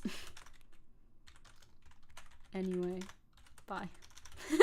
That's not how you spell bye. There you go. This is your homework. If you choose to accept it, this is your mission. If you choose to accept it, you may. I can also copy paste this into a channel on Discord and just make it a thing. 200. Oh my god, 210 days. Let's go. Literally failed to write a Zungenbrecher. Oh, you did? Fischers Fritz Fischer. You did. Damn, that's something. How do I accept it? By writing this down on a piece of paper, taking a picture, and sending it before Friday of this week. Thank you. This is already 8 lines written by hand. It's pretty long, isn't it? But I think it's a good chunk of text, probably. In 1941, Hitler forbade the old German scripts. Like, that's odd, yeah. Why? Because he saw them as Jewish. Ah, okay. There it is. There's the answer. Since then, German uses our current script. How weird. Where do we send it? I will put up I will make a channel. I will make a channel right now. You can't see, but I am making it. Handwriting check. It's not a private channel. It's just a text channel. Create channel. There it is. It's a channel on Discord that you can find. When you join my Discord, that is linked in the description down below, you will find under Zecke Shows, fairly far at the top, at the very top of Zecke Shows, you will find handwriting check, where I've copy-pasted this message at the very top. One more channel, it will be deleted after this is done, don't worry. Also, it's in a category. You can just fold the category. I fold so many categories when I'm in other servers. Yes, channel is there. And it will be deleted after this is gone and done. There you go. So get it done until next Friday, or maybe I'll give you some extra time and we'll do it in the birthday week. We'll see. Well, it's cute. It's cute. Yes, you could try and submit anonymously. I don't really know how that would work, though. To be honest, because you do have an account on Discord. Maybe you could send it to somebody else in the community and they could post it for you if you want. Maybe. I'm already imagining myself starting strong with the handwriting, getting worse every word. That's why we made it a little bit longer, so we can see. Your handwriting is also starting to get worse and worse because of some reasons. My hand's very shaky. I can't control the pen properly. I get that. Is there anything you can do? Like, would stretches help? Or is it something where stretches wouldn't help anymore? Maybe you could get like a brace for your hand or something. Anyway, I've gone long enough. We've gone a little bit over time. I need to go. I have so much work to do until next week. So I will see you again tomorrow. I'm pretty sure, right? I'm fairly certain tomorrow is another stream. Is tomorrow Persona time? Could it be? Nope, it's not. I'm not streaming tomorrow. I'm not streaming tomorrow. I'm sure that has a reason, a specific reason. So I'm streaming on Thursday. I'm streaming Persona. And then on Friday we have news. On Saturday we're probably actually going to do a tier list stream instead of art. But yeah, okay. So nothing tomorrow. Okay, I got to keep that in mind. I'm going to procrastinate as always. Watch me speed blitz this paragraph before the stream. You can absolutely do that. Yeah, can I invite people to Twitter or anywhere else? You know what? I should absolutely add... Tomorrow's festival day. Slay, let's go. I should get people a link to my Blue Sky in this, like, socials thingy that I have. Because, yeah. You're watching a German movie. Enjoy. Have fun. Have a good time. I don't watch a lot of German movies, but maybe I will. Thank you for watching the stream. I will see you on Wednesday, and I'll be around on the socials. I will see you on Thursday. Sorry. Oh, God, I'm so bad at reading my own fucking schedule. See you on Thursday. I will be around. I will be active on the socials. I might post some art. Who knows? We'll see. Until then, stay cool, stay chill, don't vote for the AfD. Thank you very much, and bye-bye. I'm heading out. Take care, bros. Bros is so cute. I love gamers, too, as an address. Oh, yeah, on YouTube. I should post it on YouTube again. I didn't post the last one because it had an error in it. And now I'm gonna create a post and then post it on YouTube as well. For those of you who don't use Twitter and or Discord. Alright. Bye-bye. See you.